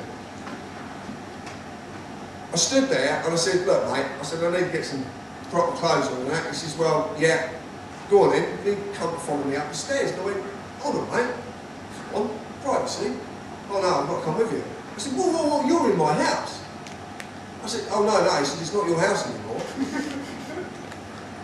Because it's gone from being private to public because I've allowed them in, because they're like fucking vampires. You have to invite these people in. If not, they'll break your door down. That's how it works. So I said, mate, come on. I said, look, I ain't going nowhere. I ain't giving you no hassle. Yeah, I've gone to you a bit. I said, I ain't giving you no hassle. I'm just going to nip upstairs. It came up, it stood on the landing. So I got changed. And something said to me, pay the bill. Just pay it. And I don't mean something out there said to me, or something down there, or whatever you want. Inside, this voice said to me, you're putting your family through hell for this. This is 90 quid, just pay the bill. Pay it, but just, and I was like, and the war inside me was incredible. My mind's going, you fucking coward, you fucking wanker. You're going to pay them after everything you've said and everything you've done on the internet, you fucking coward. My heart's going, don't listen. It's a knobhead, it's not fucking telling you the truth. So anyway, I went, do you know what? Fuck it, my family are going through hell. I'm not doing this. I'm not doing it to them. And I realised this is a very, very powerful. Well, like I said, it was quite an epiphany happened that day. So I went to the drawer, and I had 120 quid in the drawer. And we were going to go shopping with that 120 quid. So I took £90 of it, and I took it out to the cop. I said, no, I want to pay. And I said, but I want you to know something. I said, that £90 is now you're taking the food from my children's mouths. I don't give a fuck, it's the law. That was his words. That was his words. And that's when I realised how heartless the machine is. That's when I realised that there is only one way to sort this problem out. That, it hit me then, but the whole notion of it didn't come to a lot later on. I walked down the stairs, I didn't pay the copper, I paid the bailiff. She went to come in the house, I said, no, I'm really sorry. I said, you ain't got power to come in the house, you stay where you are. So I'm not being rude. I said, well, there's a principle to this. She said to me, there's a receipt for the money. I said, I don't want a receipt. I said, you are taking food from my children's mouths over something that is pathetic. She never got to this in the first place. Well, if you'd have paid it, you'd never have got to this. I said, yeah, but the point is, I should never have been fined in the first place. Never been fined, this is ridiculous. She said, you need your receipt, and I wouldn't take the receipt. And then she said, look, seriously, you really need this. Now, I kind of picked something up along the last 6 years. I don't know, some of you might get this. When something repeatedly happens, it generally means you should do it. If there's an instance where you go to do something and it doesn't happen the first time, it generally means you shouldn't be doing it. Now, I'm not going to get into the logistics of where that information comes from, because I don't actually care where it comes from. But I do find it quite an interesting rule to follow. Even at work, I find it's a very interesting rule. So, anyway, I took the receipt and I shut the door. I chucked the receipt in the cupboard and I forgot all about it. And then I went for probably about a week beating the shit out of myself about what I'd just done. And do you know why? Because I had an image on the internet that I didn't want destroyed. because I fell into the trap of delusions of grandeur. I'd become what I was against. Because that's what happens, you become what you're against. Because it rubs off on you. And there's nothing you can do about it either. And there's a lot of the reasons I wouldn't come back out and do this, because I was frightened it's going to happen again. But now, my feet are firmly on the floor, and that's where they're going to stay. And the reason they're going to stay there is because I have a notion of how to sort this out, and they have to stay there to sort this out. I did come up with quite a comical idea, actually. I was actually going to send the bill to the Queen and say, well, I've served affidavits on you, I've divorced myself from you, you fucking owe me 90 quid. I never did send it. So, like I'm trying to explain to you is all the bits and pieces that I've gone through, the experience that I've gone through, have led to something that is very, very interesting. I once stood on a stage and said, I can't even say it. The statute is the legislative rule of law given the force of law by the consent of the government. Very interesting statement to make, and I know a lot of you have sort of taken that statement and said to the police or courts and everything, I don't consent. The thing is, you have to look at the wording. And this is what I didn't look at turn. And I'll give you another example of this as well. But I didn't look at the wording. Look at the wording. It says, by the consent of the governed. You're not the governed. You're the told. John Theresa May said last year that we have a culture of policing in this country by popular consent. And she said that on video. I forgot now what I was saying. Theresa May last year said on TV that we have a culture of policing in this country by popular consent. I don't know if anybody of you can remember that, but I bet on your drive somewhere. So the governed have a choice of how they're governed. You don't. That's what I picked up on. I suddenly realised we don't have a choice. We go, if you are fooled enough, I don't know if anyone in here is Republican. They look at the principles of republics and feel that a republic is a good idea. Well, republics are based on something that is it's the Senate. It's the age-old Senate. You've got two houses of a Senate that battle things. You know, Westminster is a Senate in all intents and purposes. And they battle things, and they're meant to represent your wishes. So the idea, the objective, or the idea is you go to your MP. He takes your wishes and takes it to the House, and the House took it over, and then they decide, yeah, that's actually a good idea, or actually part of that's a good idea, but not like this is how it should work. And the reason, and then okay, yeah, this will be the greater good of the people on a whole. We'll put this into place, and that makes that law a good law. Right? That's the process. That's what they said they created in 1256. That's what they said. That was the pretense of what they created. And it was done on the fact that at that time they were calling Henry III the despotic king. But from what I can understand and the history, what I've looked at, Henry III was far from a despotic king. He was actually very for his own people, and he was actually very disillusioned with such things as status and pomp and circumstance. He was very disillusioned, like his dad before. Unfortunately, his son was the one who created the hell, basically was instrumental in creating the hell that we live in, and it is hell. That's this issue with I'll explain a little bit about that, because there's a very, like I said, there's a storybook that actually talks about things that have nothing to do when you die, it's actually while you're real. You just don't look at it the right way. And I don't read that book. I can't read it. It don't make no sense to me. It might as well be read in fucking French, because it'd make more sense, probably wrote it in French. The governs, is that right? Who is it? Oh no, I'll be on there for hours. Do you want me to? Yeah, answer it, yeah. Put it on silent. I'll tell you what, he's going to wish he had it. You think I can gas well and listen to that boy. Sorry now, where the hell was I? Distracted, completely distracted. This is about distractions. This is what I'm saying about distractions. Henry III, yeah, I was talking about it, blah, blah, blah, let me retrack. I was talking about it, Consent? Yeah, the consent. What I worked out is that the governed have a choice of how they're governed, but the told don't have a choice. So the process is that you go to your MP. But if you do that, 9 times out of 10, and it certainly ain't going to be put into power or put into force of law if it's a good thing for the people in general. Now, if you come up with a great idea for the CEOs of the big companies to make more money, fuck me, they'll put it into law the next day. Okay, so the process doesn't work, and it basically works on nepotism as well. All the elections are nepotism. If you actually look at it properly, there's a lot of nepotism going on. It's kind of keep it in the family. But the process could work properly. That's the most interesting part if the power base was changed. And I'll get back to that. Because that's going on. I don't want to give you this slightly yet. I just want you to see, I want to see if you can actually get this yourselves. Because it's very, very simple. Very, very simple indeed.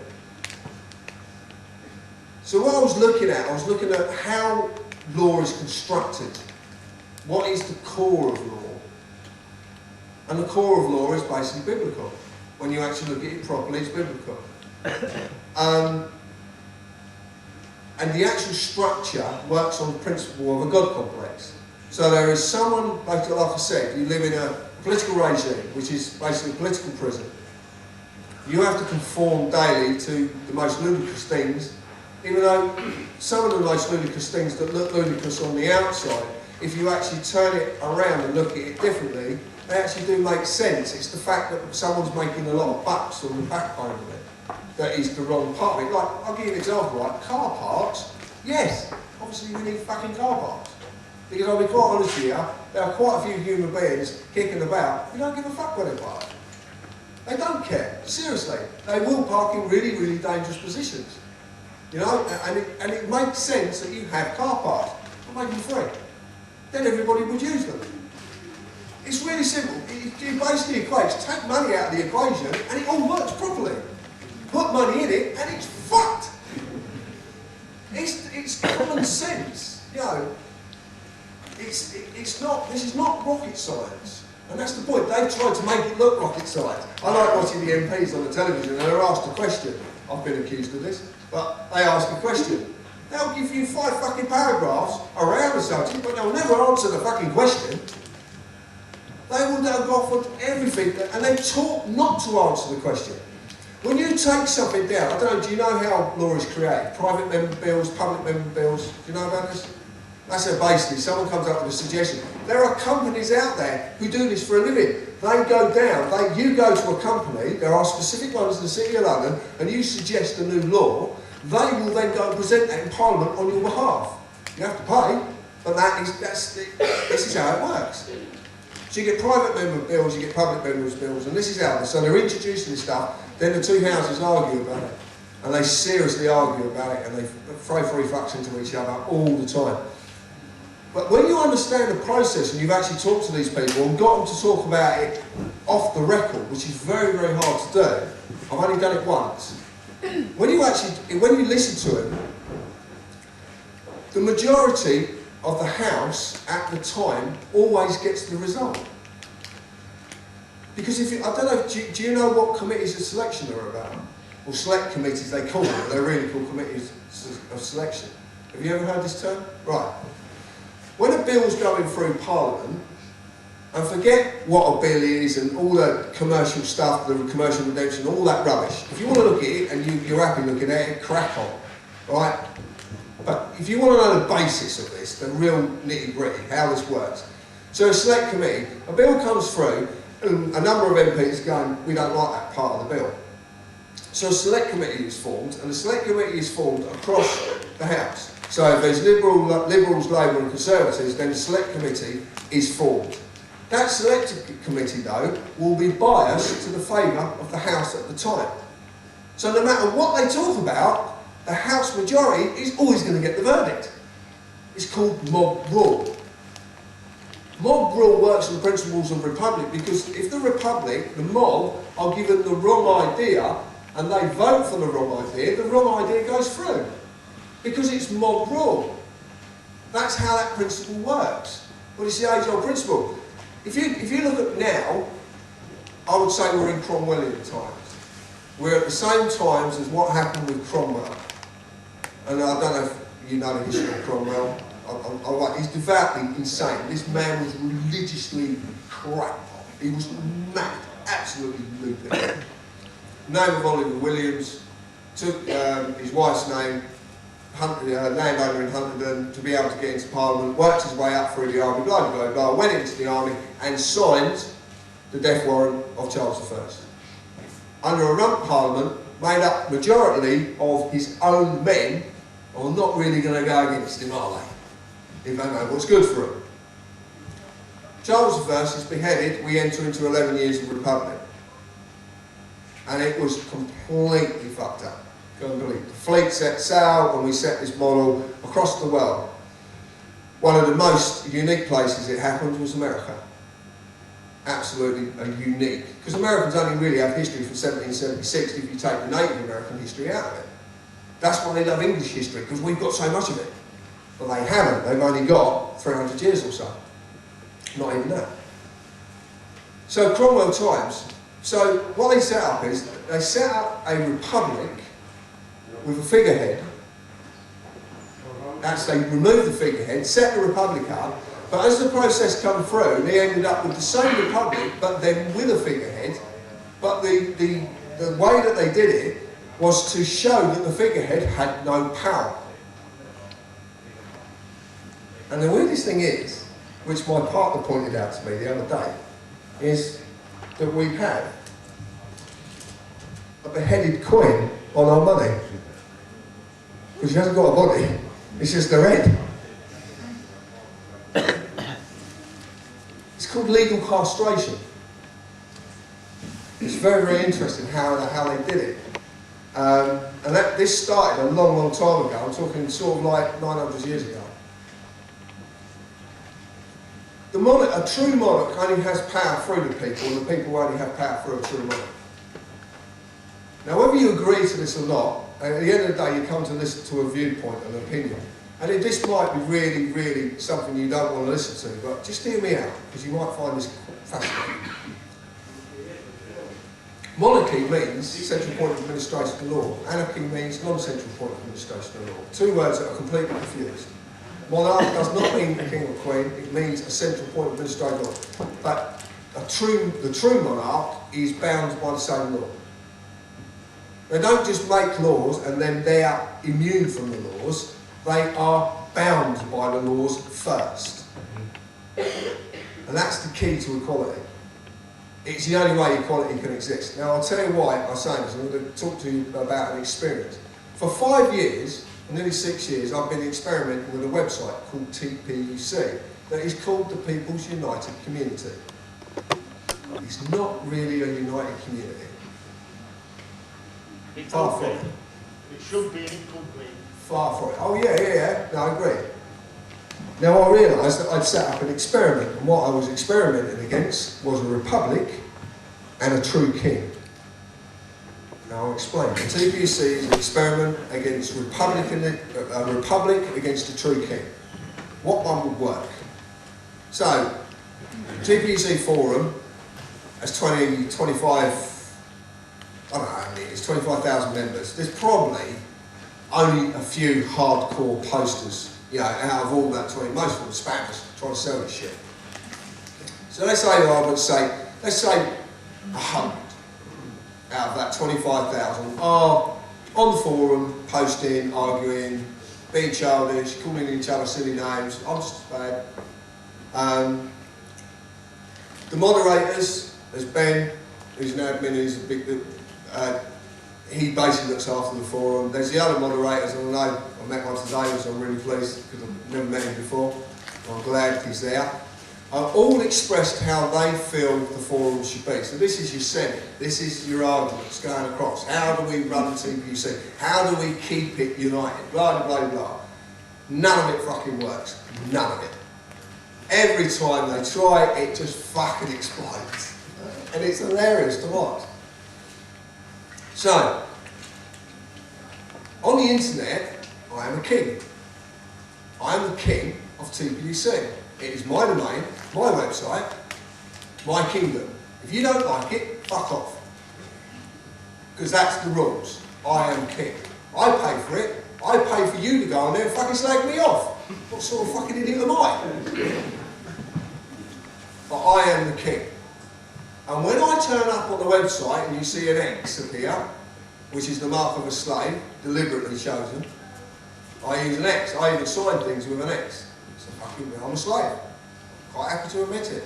And I sign things with an X. It's just me taking the piss.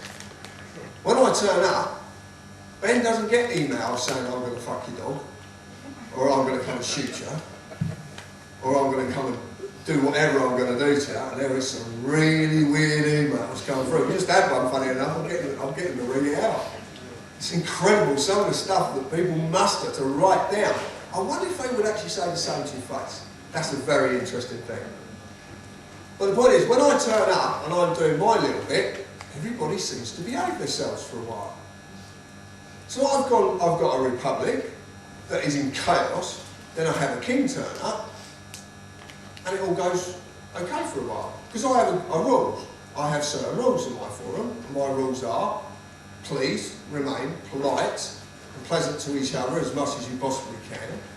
Please don't be derogatory or use the colour of people's skin or like any other physical ailment that you know against them. And all moderators must be impartial, which means if they answer a question within a thread, then they have forego the right to moderate that thread. Because what we had was an instance where moderators were getting in arguments and then using the power of being a moderator to win the argument by saying, ha ha, fuck off. No, I'm not having that. And we had a big incident with a friend of mine, and I went on there and said, right, if you're going to be this childish, which is quite detrimental to children, because children actually generally do behave better than fucking adults, and do you know every single child has you, your children have you wrapped round their finger. You only ever do what they want you to do. They are so clever.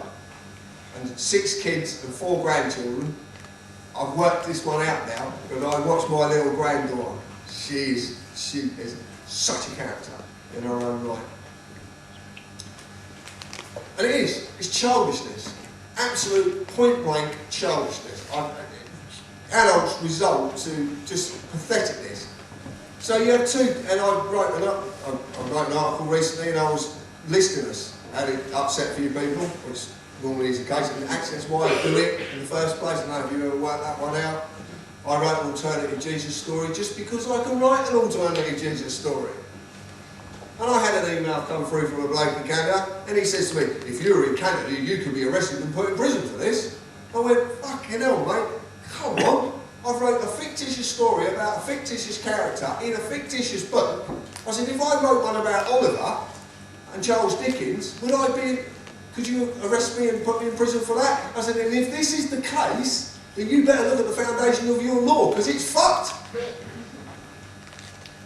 It's really interesting because they don't like it. I wrote the story about Jesus on my website is there for a very, very specific reason. Very specific indeed. But I do like getting up people's noses. Because you take notice, you take interest. And when you take interest, you look. And when you look, you find. And then you disappear down fucking rabbit holes. You might spend the rest of your fucking life down there. But you're interested, you're intrigued. And that's what this is about. It's creative. I want to light a fire under your ass. I really do. I want to light a fire under your ass, and I'm a patient enough man to wait until them flames lick up your arsehole and fire you into action. Because they will lick up your arsehole. Because I tell you what, if you think that's bad out there, oh boy, you wait and see what's coming. Seriously, you wait and see what's coming. If history is going to repeat itself, which it has done, every 100 or so years, it comes round and round and round, then you wait for what's coming, because it's fascinating. And this will only get worse and worse and worse until one day you finally say, I have the power to change this. But not one of us can do this. It's going to take all of us to do this. All of us doing the simplest thing, which is even more funny about it. So TBC has proven to me, in a way, virtually, that a true king could work. Now, how I've come to this more than anything is the fact that the whole core of the law system and the legal systems that we live in have the essence of a true core of power. The Queen. It's not called HMRC or Her Majesty's Prisons by mistake, because it has to take its power from somewhere, because it can't have power in its own right, because like it or not, the people of this island, the human beings on this island, clearly are monarchists. And if you want evidence of this, go and look at history. Charles II came to the throne because of the people. They forced it. They forced it. That's the power you hold. You can change anything you want if you just grab hold of the power inside of you and demand that that change has to be made. And in why do you think they segregate us through religion, through nationality? Why do you think they segregate us? Because then you won't unite. We're segregated through argument. I've got a golden rule with my friends, and he'll tell you this. He's a very dear friend of mine. My golden rule is I agree to disagree, because I will not allow a friendship to be destroyed by a stupid fucking argument. And if it is destroyed by an argument, then it wasn't a friendship in the first place. It's that simple. He knows that. We disagree about a lot of things. He says I chat shit. And many agree with me. But the thing is, what? Eh? Right? Oh, come on. It's democracy. No, I'm fucking king. It's your call. Shut your fucking arse instead.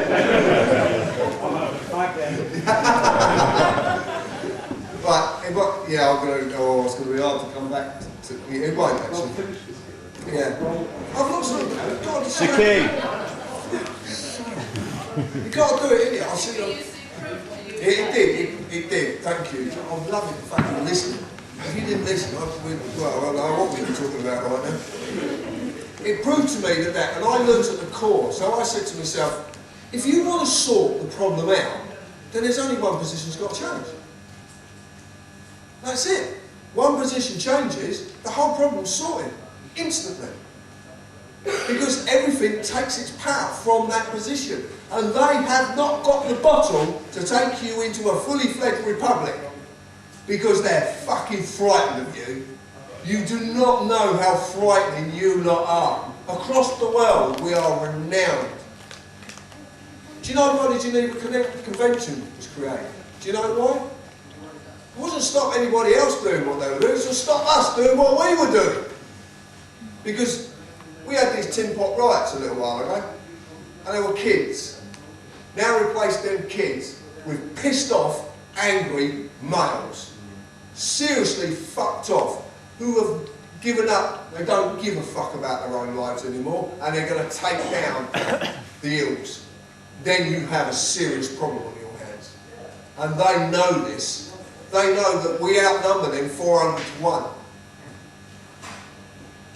This is a very, very powerful element. They are scared shitless of you. They make out they created a world where you're scared of them, where the essence of it is they're fucking petrified of you. Because if they weren't petrified of you, they wouldn't keep you in political fucking prisons. And after the break, I might tell you what you could do to change that situation. I might tell you.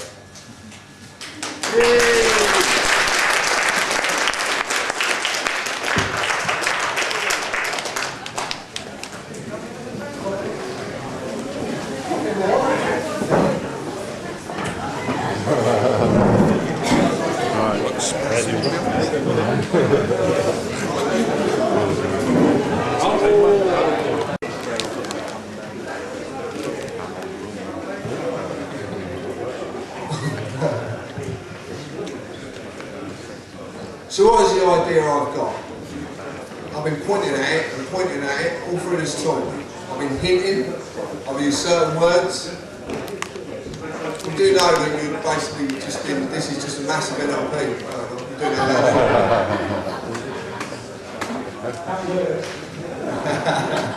The power of suggestion. Do you know the best time to implant a suggestion when you make someone jump? You know, when they're frightened.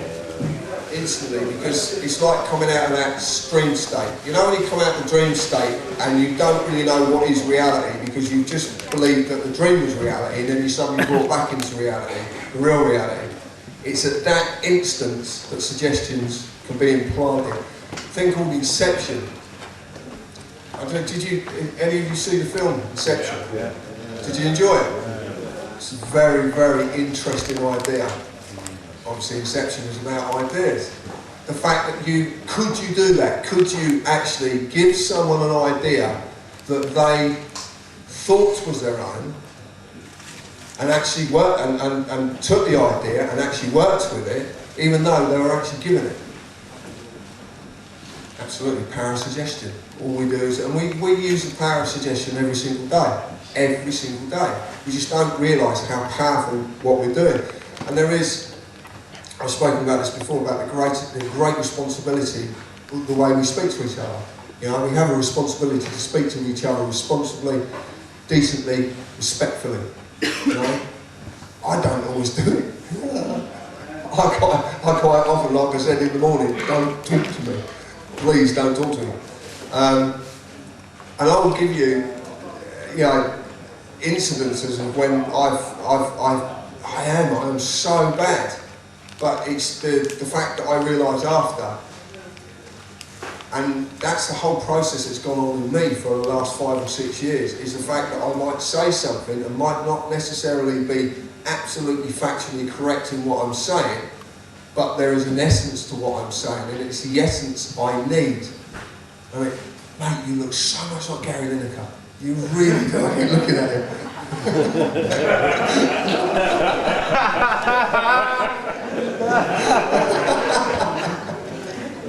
I'm so sorry you do.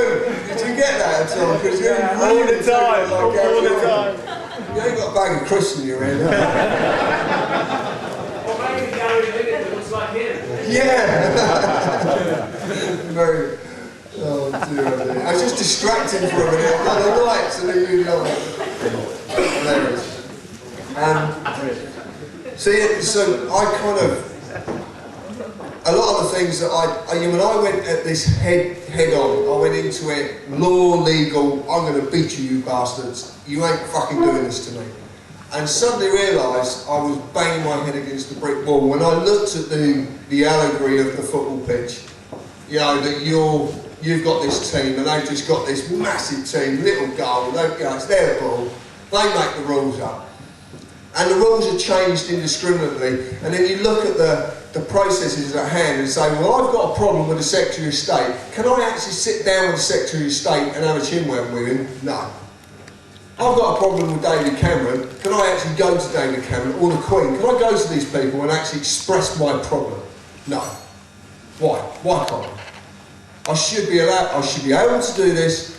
I'm being told I have to adhere to these rules. I have to do this on a daily basis. And even if I find that there is an aspect of it that I feel is in duplicity, that is corrupt, I cannot voice. And the only agencies that I can go through are members of the very same operation. It's like, come on, there's got to be something seriously wrong here. So, when I did It's an Illusion, the essence was there, but some of the information wasn't right in a lot of ways. And this is a lot of the reason I've come back out here to put this right now, because I was trying to fight things, law, legal, and all the time I was trying to do it, I was distracted from the fact that I actually hold the power to do anything I want to. Anything I want to. And do I want to correct this situation? And why do I want to correct this situation? Do I want to correct this situation for myself? Is it a selfish need? Can I, through selflessness, actually create a selfish desire? Is there such a thing? Is it possible to do this? So I headed off into sort of like spiritual realms, and I even went into religion just to see what it was all about. I wanted to find out what this attraction was to this thing I was told about. I wanted to find out the attraction to everything. So I went in, so I literally lived these things, try to live it, try to go through it. What is my experience of it? I can read a book and it says this is all based on fact, but unless I was there at the time, and I can confirm that everything there is in fact, how do I actually know it is fact? You know, we could all get together now, we could build a little lead time time capsule, we could put any bollocks in it we wanted, any bollocks whatsoever, plant it in the ground, 1,000 years it's dug up, a bit like the king in the car park, 1,000 years it's dug up, history changes. But it's bollocks. We know it's bollocks. I've always had this image of two geezers walking away from Stonehenge, one with a pick on his shoulder, one with a shovel on his shoulder, one looks to the other and goes, "That'll fuck them up for thousands of years." Because we don't know, and that's the point. So, and law and legal systems are exactly bound by that. You know, yeah, you do what you feel is the right thing to do at any given time. That is your right. And no one can take that right away from you. And no one should try to take that right. No one should make a decision for you either. Make decisions yourself.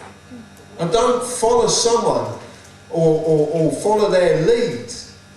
Because inevitably you're being led down a garden path. If you're looking at political processes.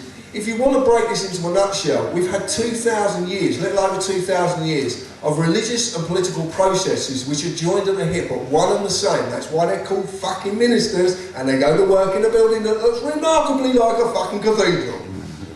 You know, it's common sense. But we've had these processes at the helm of things for little over 2,000 years, and look at the fucking state we're in. Now surely it is time to go, it isn't working. We've got to redo this. We've got to come up with something that will work. That's all we've got to do. What are you going to give them? Another 10 years? Another 50 years? What? To do more of the same? Because they're stagnated.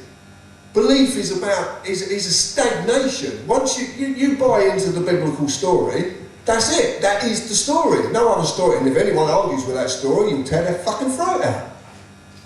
You won't accept another, and someone who comes along with logic, they literally come along with logic, and you will, because no, that's the story, that's my belief, and I'm not having it broken. How dare you do that? How dare you fucking deny it? I deny it. I will not accept this. I will not accept it. I will not accept that humanity has to live this way. I will not accept it. From the very core of my being, I will not accept it. The only way that I can actually put it into some sort of sense, we're not human beings, we're beings playing at being human. That actually makes sense to me. Remember, I wasn't in a nut house.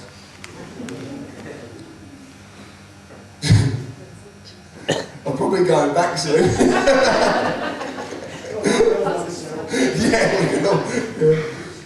So I needed to come up with something that I could give to you, that you could use, that you could actually, and I needed to approach a subject that has been destroyed, deliberately been destroyed, because it is actually the only way that I can see that things can be sorted out. And I'm not saying I'm right. Please do not take what I'm saying as being absolute and factual, because it's not. It's an idea, a notion. That's all it is. I can't say, yes, this is going to work. Of course I can't. I can't predict the future. You know, no one can. I'm sorry, this is not, because the future is created in the very now. And someone might say, well, that's going to happen. I say, no, it fucking ain't, because I'm walking over here. What, you're going to walk up? No, I'm not walking over here. The future changes in every blink of an eye. I'm like, fuck. No, but do you see what I mean? So you can't predict what's going to happen. Yes, you can set a suggestion, you can come up with an idea. Once upon a time, I'll give you an instance, right? Once upon a time, there was 4 blokes, or 4 ladies, whatever you want, it doesn't matter. Sat round, right, they were talking, and they lived in this equal community, and you did your day's work, and you got your food, and you had an house to live in, you wanted for nothing. There was no boss, there was nothing, you just lived in anarchy. Central point of administration, central point of administration of law. Non-central point of administration of law is the anarchical side of it, but it also has a central point of administration of law, which is you. You are your central point of administration of law. Do you get what I'm saying? You decide what law you live under. You decide whether you're going to go, mate, you're a cunt, or you go, mate, I love you. That's your law. Granted? Right. So if you've got that law aside, so they're all sat there, got this law, but for some reason, one of them went, I'm not happy with this. I'm not. I'm fed up with having my equal share. I want a little bit more. How am I going to do it? Do you know what? I'm going to create this make-believe thing called God, and I'm going to say I'm its servant. And because I'm its servant, I'm entitled to a little bit more. I'm going to sell this. I can market this, and I can get right up the top of the ladder, and I can have loads more because I am the servant of this make-believe thing. So over the years, this concept comes into, and then a mother comes to him with her child and says, but you're taking the food from my child's mouth. But I am the servant. I'm entitled to this. Fuck your child. I want my cut. This is what I serve. You serve what? Some make-believe thing. It's not make-believe, it's real, because I say it to prove it's real. I can't prove it real. Well, you have to believe in it blindly. Thus is the creation of religion. Because it was an idea at one time. Someone had the idea and they went, I'm going to create religion. Like they did with the wheel. I'm going to create the wheel. Or I'm going to create a mobile phone. Or I'm going to choose to do talks. Or I'm going to choose to do this. These are all ideas. So it just didn't happen. So ideas live forever. You can create an idea that lives forever, and the idea I have has lived forever. But it's just something that we've been distracted from, we've been turned away from. When I came to Leicester years and years ago, there was actually someone here who was there. I can't remember, I spoke to him earlier, it probably pissed off home on it. Back in Wales. When I came there, I explored a concept. I just said one word. It was a few words, but I said, the Queen. The abuse I got on that day was phenomenal. Absolutely phenomenal. I let it die down, and I never said another word. But I'm going to suggest something tonight, because you are slightly in a different place. The Queen is seen as the essence of all power. Whether she is the essence of all power after being legally castrated, which I can prove within history. I don't want to have to do that. I don't feel the need to do that today. She's the essence of all power. Let's say, for argument's sake, you could put, and unfortunately, as much as I would love the lady there, because you are wonderful creatures, you're mind-boggling, but you're wonderful creatures, you are definitely a different species, without doubt. We are different species, without a doubt. We are. But it is a man's world. So it has to be a man to do the job that needs to be done. So we're talking about a king. So let's say you are going to say, you take history and you base, this is what we do. What we do is we look at history and then predict what's going to happen in the future based on what has happened in history, which directly affects via influence what is going to happen. It's when you say presumption is the mother of all fuck-ups, it is. Because we presume just because something's been this way, we never see the other side of the coin that says, well, actually, it could do the opposite. So if you look back through history, you'll see certain kings and queens have done quite remarkable things. They've always been stooped in pomp and circumstance and status because they are the head of the status ladder. So none of them really did their job properly, but that doesn't mean that one day one of them could do their job properly if they come from us. One of us. Not someone who's lived their life in pomp and circumstance, but someone who has lived our lives, who understands what we live, and understands that all living things are on parity. They're equal. All living things are equal. How do you do it? How do you do that? How would you possibly have that position change? How would you find who would be needed to take dictatorship, benign dictatorship of this country and 53 other countries directly and another 26 indirectly? It's a monumental task, but not impossible. Far from it. You have had, and your ancestors have had, royalty forced on you. Literally forced on you. You've never had a choice, ever. The only real choice that was ever made was Charles II, but that was for specific reasons. But you never had a choice. So what you do is, you place a king at that position, and that king says, right, well, we're going to have some new laws. One of the laws is, you've got to be polite to each other. You don't fucking laugh until you're arrested for not being polite. Another law is, I'm going to take from the rich and give to the poor until they meet in the middle. And we set a standard for everyone to live under. Everyone lives under the same standard. We take from the rich and we erase poverty worldwide. Because how do you erase poverty worldwide? You change their fucking governments. Because it's nothing to do with you giving them money, it's about their fucking government. If you can walk down a street in India and see people living in luxury and a fucking slum here and you can't see something wrong, then go and see a fucking head doctor. Seriously. Because we do this every single day. We are presented with this every single day, so that needs to change.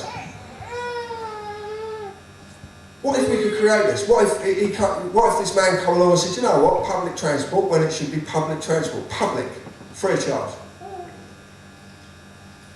Absolutely free of charge. Oh, well, there's not enough money. Oh yeah, there is enough money when you take away all the quangos and the fucking hangers on, and you take all the money out of the fat cat's fucking bank accounts and give it back to the people you fucking stole it from. You take the commercial world and you stick your right foot right up its fucking arse. As far as you can get it, twist it, because it's always better to give it a little twist and then pull it out. So you need a man who will do this. A man who holds it in his heart, seriously, to do this. To give back, to create law that they are bound by first. There is no privileges, there is no status. There is nothing above one line, and everyone is subjected to that line. Everybody. You want to drive around the roads? Yes, we need the roads to be of good condition. We do, we need the roads to be of good condition. But it must be worked out fairly, how that can be done, and if you're asked, well, we actually need £1 off you to fix the roads, maintain the roads, and you can drive on, but we're going to take away road tax. I'm fucking sure all of you would give £1 a week rather than pay whatever you're paying for road tax. We need a health system. Okay, Big Pharma, we know what it's doing. I don't want to go into that, but we know what it's doing. So let's have the alternative alongside the conventional. And then sooner or later, people will start to move to the alternative because it actually fucking works. So you allow them to change, they will change. So you model this in that way. We need a fire service, we need the police on the streets, but we need the police on the streets as peacekeepers, not fucking revenue collectors or a private police force for the aristocracy to protect them when you fuckers find out what's been going on. All these things. This is what a true king could do. He could really do this stuff. How do you do it? How do you get that true king? It's called, I used the word earlier. Does anyone remember the word I used? Dissolution. It's called being deposed. It's a very, very powerful aspect. It hasn't happened for about 600 years. But you can do this. The people can depose the monarchy. The second you depose the monarchy, her government has no power instantly.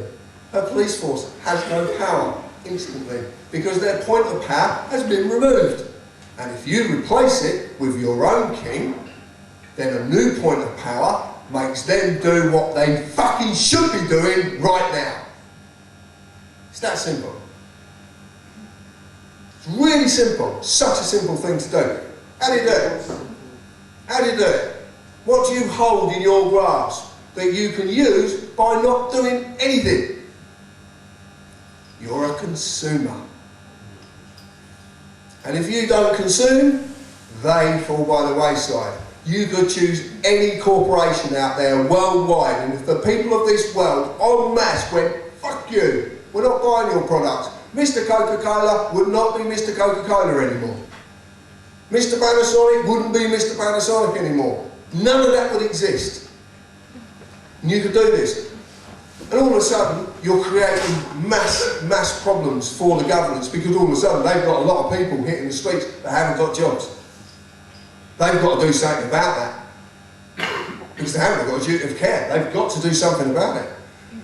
What you're creating is an instance. It's like having a worldwide trade union. Worldwide trade union. It's very simple. And your demand at the end of it is that there is someone placed on that position to do the right thing by humanity. Do you know what the funny thing is?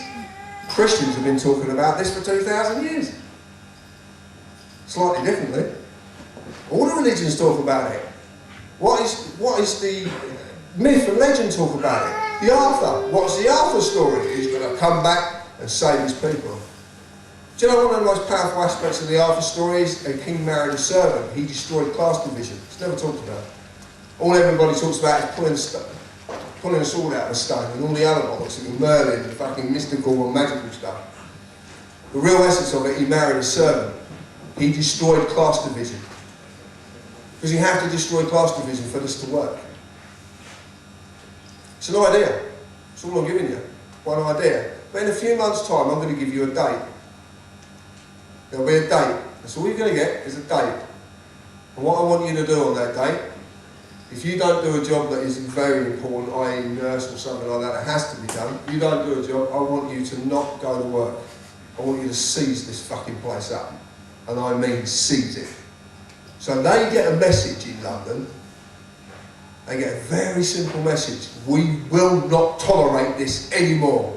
The people of this island have the power to change things. You have the energy to do this. You have the power within you. I will light a fire under your arse and I will wait until it licks up your arsehole. And when it does, you want to do something, we shall do it. I'm a very, very patient man. Very patient indeed. How have they took that belief off us in the first place? Or do we know we even have the power? Do you know what I mean that way? Distraction, Pressure. It's just distraction, mate. That's all it is. They've alluded to you have no power. They allude to you because you can't go and do something. They have vessels to soak up the anger. They're called political parties. Or churches, or whatever you want to call it. You go to these places, you have a moan, and then you just walk away and you're happy. In the belief that something's going to change. What I want to give you is not a belief, not a fucking hope, something real to grasp. Something real. Don't have a faith in something that you cannot see exists. Have a faith in humanity itself. Reverse it. Know that we can do this. Be optimistic about it, not pessimistic. And it doesn't, we are one family. We are not called the human races, we're called the human fucking race for a reason. Because we're one family.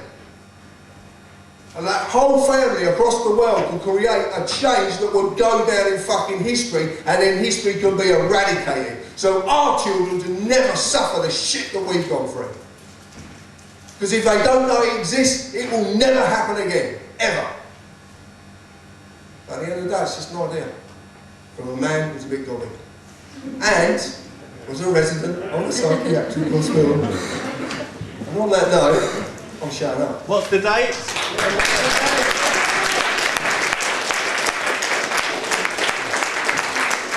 Ask me what the date is. I'm not telling you. Not yet. Any questions, anyone? Any questions? Hands up, please. Oh, come on, there's got to be questions. There's got to be something. How old was you when you lost your virginity? 13.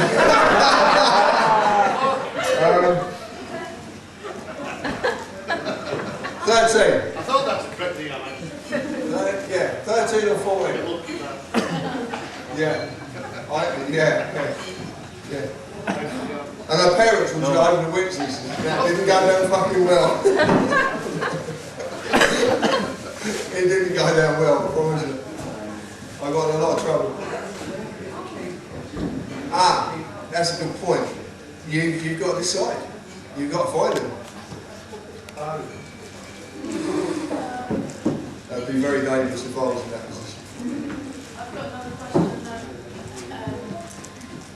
How many people would it take to do that deposition? I mean, obviously, the more the better, but it's a very tricky thing to do. It's not. No, the point is, it's not. It's not tricky to do whatsoever, because once they're right.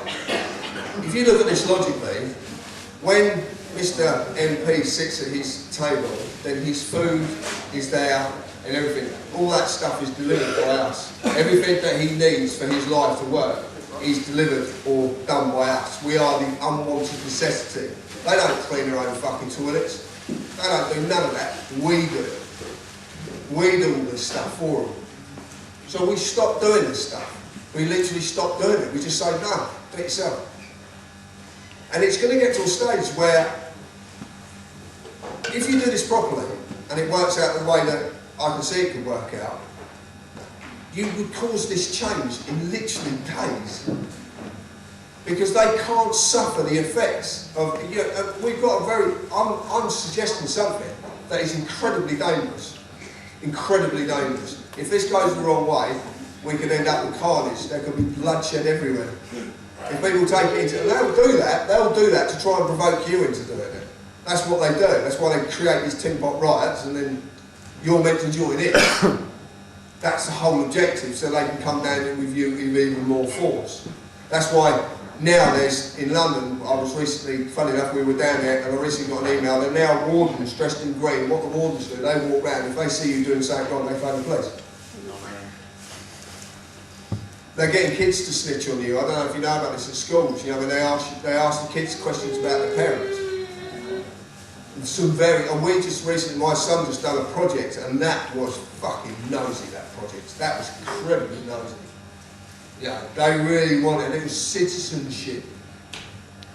So what are you citizens of? A republic? This is what they're doing. You know, my son got called in because he was ill. He had a few days off, and you got poor attendance.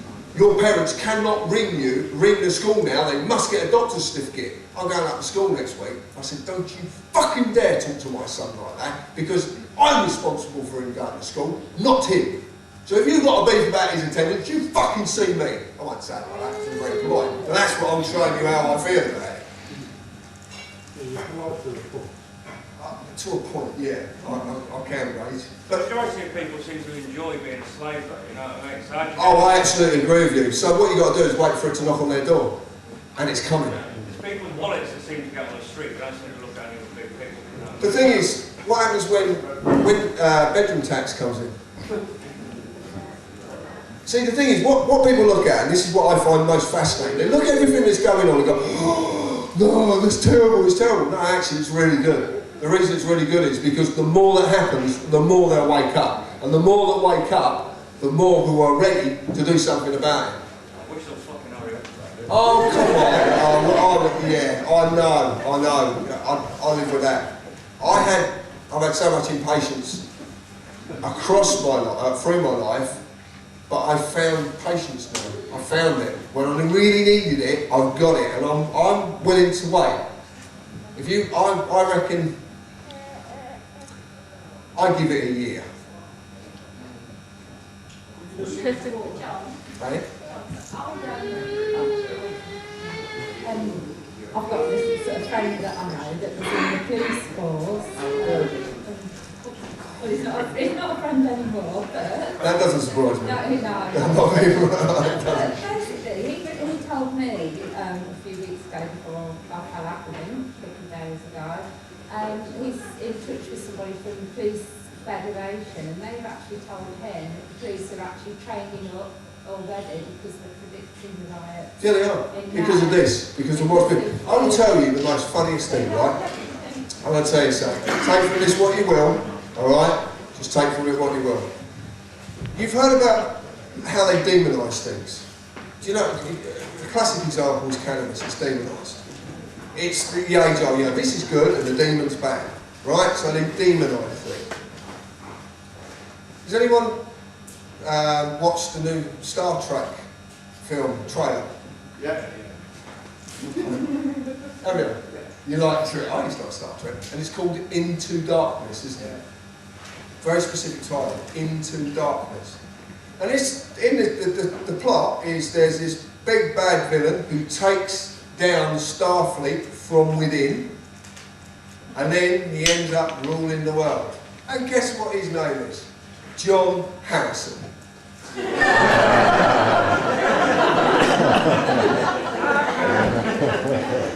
Out of all the names they could have chosen.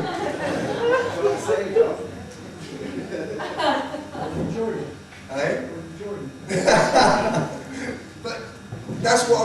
say, it's like a demonisation. They've demonised the name. So if someone, you go and say, oh, I went to see this bloke, he fucking swears a lot, but he's quite interested in what he says. His name's like, oh, I'm not seeing no John Harris, I watched that film, he's a fucking bad guy. It's demonisation. This is what they do. They're very, very clever at doing this. So, but the worse things get, the more they will look to do something about it, and the more they look and they don't find any answers, we've not found any answers over the last 5 years, especially trying to use lawful or legal, whatever you want to name it, processes. And then suddenly someone comes along and says, well actually, if you just do this, you'll be surprised what could happen. And they go and they, well, do you know what? Got nothing to lose. It can't get much worse. And it seriously can't get much worse. I know, in retrospective here, compared to a lot of how a lot of people live in life, we live a life of luxury, a lot of us. We have a warm house and food in our tummies. We do. It is relative, you're absolutely true. But my point is this, is that is going, it's going to cost you more to heat your house. I'm quite happy. I would actually go, I've got so many, I come up with madcap ideas. When I come up with a legal challenge once upon a time, I said, right, well, I reckon there's 6 billion of us on the planet. Take that as a round figure. So there's 6 billion of us, so that means that I'm 1/6 billionth of the world population. Well, no one owns the world, so that means if they do own the world, then that means that all 1/6 billion of us own the world equally, so that means that there is a 1/6 billionth part of the world that's mine, and I want the fucker back. 10 billion. So I'm going to go to court and say, right, well if I don't own this piece of land, because you try and provide evidence that I'm wrong, if I don't, that means that an organisation, corporation or an institution has stolen it from me, and I want it back, please. So it's ludicrous, but it's true. John, sorry, could we, right, here's a little idea I had the other day, it's kind of evolved the last couple of days. I've been doing a bit of work with this, sorry.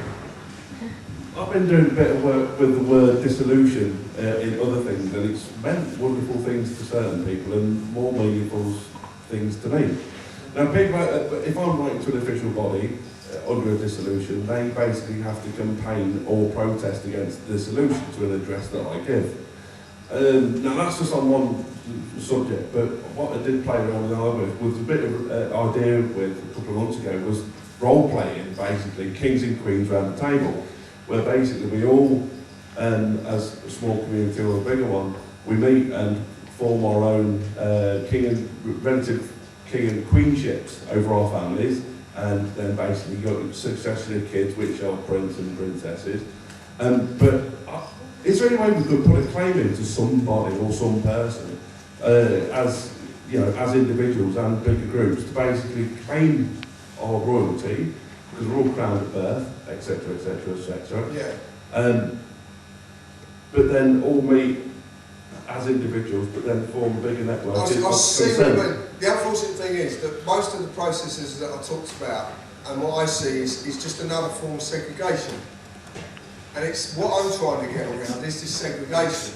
I don't want you to say, I am this, I am that. They've already got that. Christians, Buddhists, blah, blah, blah, blah, blah, blah. So it's a segregation. Freemen was segregated. It's a segregation. You instantly segregated yourself from someone who doesn't hold your beliefs. Well, that's just a Christian going up against the Muslim. There's no difference. The idea I hold has no segregation in it, because you're not labelling yourself anything whatsoever. All you're doing is expressing an idea. And we have the power of the internet. The internet is the most powerful tool humanity possesses, because we can literally communicate a message virally in seconds. And I'll give you an example of this. Christmas Day, my phone goes, I got an email. And I had an email from a man who lives in a cattle station in the outback of Australia, wishing me a very happy day and a happy new year. I don't know this man, never met him in my life, but he knows me. That's the power of the internet. In the outback of Australia, it's madness. Tell them about the guy in Canada, the one that moved over there. Oh no. in America. It's hilarious. That is one of the funniest things. A friend of mine moved from England to America, and he can't get residency, so he has to keep coming backwards and forth. And he's bought a ranch, and it's in Michigan. It's near the Great Lakes. It's meant to be a really, really beautiful place, and it's it's quite spread about all the places. It was New Year, and the local town, invited everybody in a, well, it must have been a hell of a radius, but anyway, to come to this New Year party. So Chris went down with his family. Funny thing, his wife is a cousin of Barack of Obama, which is even more comical. She is a direct cousin of the American president. Anyway, they go to this party, and he was in politics as well. They go to this party, and their little girl was playing with another little girl, and inevitably, Chris ended up talking to the little girl's dad and his mate. So they were asking where he's from. He said, yeah, I'm from England, blah, blah. I was into politics. He said, I got this friend, and I got talking to him, and he sort of said, I sort of saw things differently, blah, blah, blah, blah. They said, yeah, we've been watching this guy in America, guy in England called John Harris. Chris goes, for fuck's sake. He said, I moved to the middle of America and they fucking know who you are. That's the power of the internet. Now, we can take any idea that we decide. Let's let's decide today that BP, we're not going to buy fuel at BP. Alright? Let's decide that, right? And no matter how desperate you are for the fuel, go on, you will get to another one, you will. So don't buy fuel at BP. Up to you, you don't have to do it if you want it. Social media, status, I'm not buying the fuel at BP. I've had enough. Fuel prices must come down. Don't say any more. Power suggestion. Put an input. Job done. Social network this, social network that. Social network. What you'll see is, you'll suddenly see Facebook stop you from doing it. You've just changed the law. That's the power you hold. So what we do is, we're already, I've talked to someone about this, and I know they already exist, we're going to create our own social networks that can't be tampered with. All we do is we just keep doing this. We just keep doing it and doing it and doing it. And there is nothing, no one can stop this. It's called word of mouth. It's the most powerful thing human beings have, spread across something that can get the message. You get an email from thousands and thousands of miles away from a man I've never ever met in my life, wishing me and my family a Merry Christmas. That's what we hold in our grasp. None of us realise it. So choose BP, fuck BP. Well, you can do Tesco's if you want. Choose a few of them if you want, it doesn't matter. But if you boycott them enough, they'll drop their prices to get you back. And when they drop their prices, you'll go back, but the others will drop their prices to compete. And don't stop at that. Don't stop. Keep doing it until fuel is at a rate you decide is right and not what they decide is right. And do it with everything. Anything. Not have the idea. Tesco's altogether. Oh, Tesco's, I agree with that. I really do agree with that. Or else because they don't buy Walmart, so you can do look, the choice is yours. All you've got to do is put the message out there. It's not for me to put the message out there. I'll put my messages out there. I've sat here for 3 hours and told you my message. Shut up. John, Yes. Your theory about deposing the Queen, Elizabeth, there is also Her Majesty and Right of England, which is the square mile. How do you depose them? What, depose the square mile? Yeah. Because that's really interesting. See, there's a treaty that is in place that actually gives the square mile its power, and no one knows about this. It's called the Treaty of Verona, signed by King John. Without that treaty, City of London has no power whatsoever. That treaty needs to be broke. The second this line that is on the throne now, which is Swire, it's not German, it's Swire, it's Stuarts, they're Scottish. The second that line is removed from the throne, effectively that treaty is broken. And the second that treaty is broken, we can send the bulldozers into the City of London. How are they Scottish? How are they Scottish? What, the Queen? Yeah. The Queen's Scottish because Do you really want to hear this? Yeah, I'm very interested. Okay. When James I came to the throne, it was James I of England, James VI of Scotland. Sway, Stuart. Okay? Yeah. Obviously, you had the periods, you had the Charles, the James, and you went all through the Mary period, Mary or William, they called him Dutchman, blah, blah, blah, blah. I won't bore you with the details of that. But it basically ended up with Anne having 17 children that mysteriously died. She never ever presented an heir. The Act of Succession of 1702 says that the throne must go to the nearest Protestant heir. Now, the nearest Protestant heir to Anne was Electra Sophia of Hanover. And this is where the Hanoverian name comes from. Electra Sophia of Hanover had a son called George I. This is when we first got an MP, a Prime Minister. Lord of Shedbury, he became, and it was Walpole, if I remember rightly. I can't remember. Anyway, so when Anne died, it needed to go to the nearest Protestant heir, Electra Sophia of Hanover. But Electra Sophia of Hanover had already died, so George I got the title. What no one knows is, and it's easy to look up, is that Electra Sophia of Hanover is the granddaughter of James I. So when she took the thing, and the line comes through the mother. So married in... The line changed again after George III because it went to Victoria. Yeah, but it went through the mother. Victoria married Albert Saxe-Coburg and Gotha. The line married in. The line married in. The line comes through the mother and been maintained to Elizabeth II to this day. It's the sacred feminine also, yeah. And that's why that's when they created what they needed. They needed a monarch that, under the principle of divine right, thought they were a god, and that's what they got.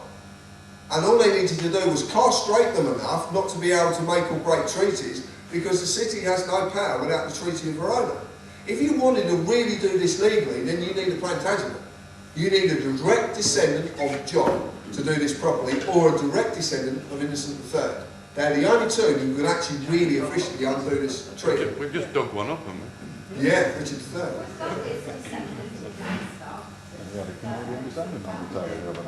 The reason this has come up because Plantagenet start to be put out there, because it's a name that they want you to start to recognise. You've got to remember, both sides of the coin are played all the time. You're told the disinfo and the info at exactly the same time. Like, I watched a kids' film recently, and it's called, what's it called? The dude smashes things up. I can't remember his name. Wreck-It Ralph. Yeah. I watched it with my son. Fascinating. I loved it until the last word the princess said. I'm not going to be a princess, I'm going to create a democracy. I was like, there you go. This is what they're trying to teach the kids. The kids are getting this, aren't they? Oh yeah, don't need a princess. We'll have a democracy and everyone can fucking argue. Mob can get the rule and status can be delivered, hierarchy, the whole fucking works. It's there. And this is what they do. But at the same time, the principle was there for both sides of the coin. It's how you took it. And it's very interesting because my son watched it and we talked about that afterwards. My son switched on anyway, poor little bugger. He's my son at the end of the day. And it's the funny thing is, if this was down to anyone, I would say it's him. If someone said to me, who would you choose? I said, well, I choose my son. Not because he's my son, but because of his nature. I actually took him to bed one night and I'm going for a really, really bad spell. And I took him to bed and I looked at him and I said, do you know, if I could be half what you are, I'll be alright. And he said to me, Dad, that's meant to be the other way around. I said, no, it's not in this instance. Because he's just a perfect little fella, he really is. He's very switched on, very cleaned up, everybody loves him, he's got beautiful nature. But my point is, we can find someone to do this, and if they don't do the job properly, then they just get fucked off and we find another one. But it's better than what we've got, because at least we get a choice. Don't have someone forced upon you, at least choose who they're going to be. We've always got a choice. You're saying the same thing though. I mean, Herman Van Rompuy can just take control of our police force right now if he wishes. And he's the President of the United States of Europe, so, you know, that he has that power. But we surely, you know, we take that back now. it doesn't make any difference, because for me, the EU is the face of the Roman Catholic Church. And the Roman Catholic Church is the same as any religion. And I know we've got people of different faiths here, but I'm sorry, even Islamic, Hindi, they're all Roman Catholics. I'm sorry. If you look at, if you just take what you just said, and you take that treaty, the second that treaty is broken, all power is gone. That treaty bound every man, woman and child on this island to subserviency of the Roman Catholic Church through their king. That's what it bound. Yeah, but there's a few people here who might agree with me. I don't know. Do we need hierarchy? Do we need a hierarchy? You're saying king, but I'm saying sacred feminine, making it woman, you know. It would be fantastic if we didn't live in a man's world.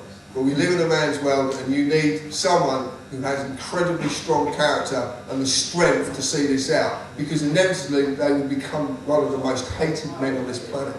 Because you don't realise a lot of the things that have to be taken away to correct the problems we're in. One of the biggest things is what's been sold behind that bar. Yeah. You know, you're not going to like, there's a lot of things that have to be done. You need someone who's willing to stand and be counted and say, yeah, this needs to be done. I've just given you an idea. Now you can be as pessimistic as you want about this idea, but what my process here is you will talk about this. That's the whole objective, to talk about it and come to your own realisation about it. Choosing the king is the proper way to do it. Anyway, that's what the entry tells us if they did it through.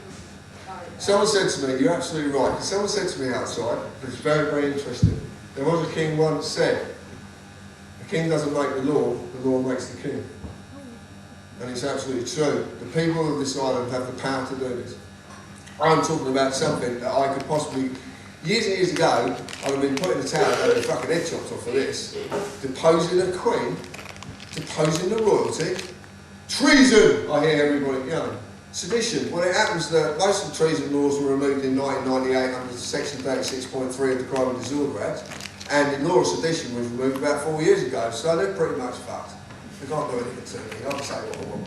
So how many will it officially take to declare the king? How many people will stand there and say, I declare this guy the king? Do you know, I don't know. I don't know, I haven't got a clue. We need to explore this stuff. We need to explore it. I don't know if everyone got, it's basically the argument is well, we're not doing this, and what will make you do it? Will you stick him on the front? And then we'll do it. I don't know how it's going to come about. I know it is going to happen. I know it's going to happen. I know that this is going to come about, because it is the only way. It's a lovely sentiment to want to wake up in the morning and everything will be okay. Yeah, that's a beautiful sentiment. I'd love it. Wake up tomorrow morning and everything is fine. We live in a very practical and pragmatic world, and we have to come up with a very practical and pragmatic solution. I have evidence of my own right that republics don't work, but I have evidence that a true king does.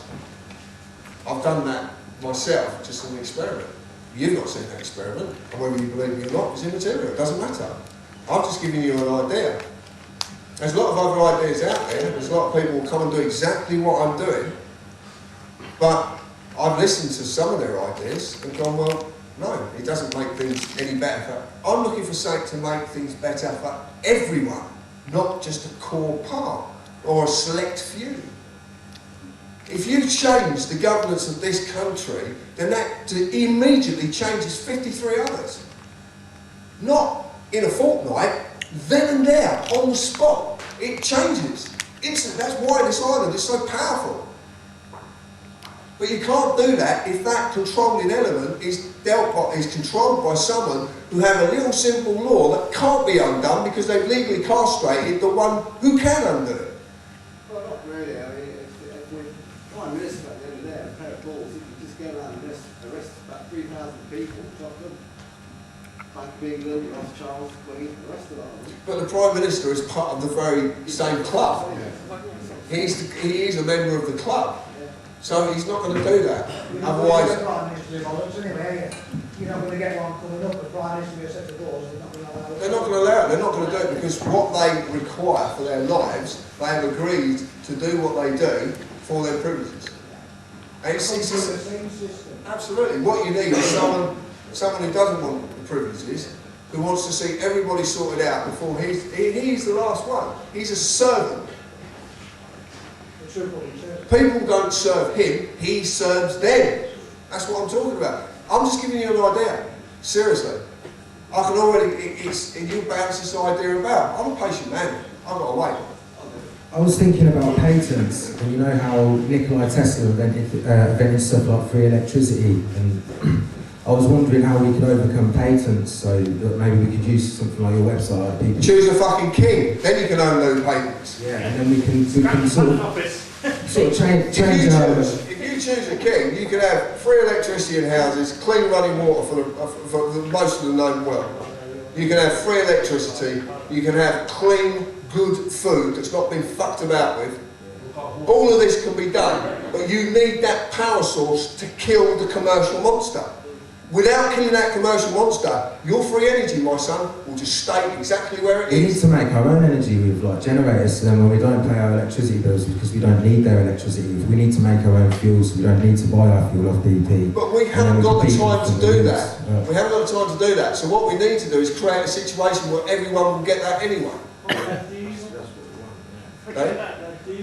Red diesel, whatever, it doesn't. You're talking about symptoms and not the disease. If you want to correct the symptoms, you want the symptoms away, kill the disease. It's that simple. When can we do it? Really is that simple. It's up to you. Yeah. I said I'm a patient man. Oh wait, I've got to buy you a packet of Walkers. I'm sorry. And please go home with this thought. You have just listened to a mental patient. An ex-mental patient. But I'm not mental, I'm fucking God.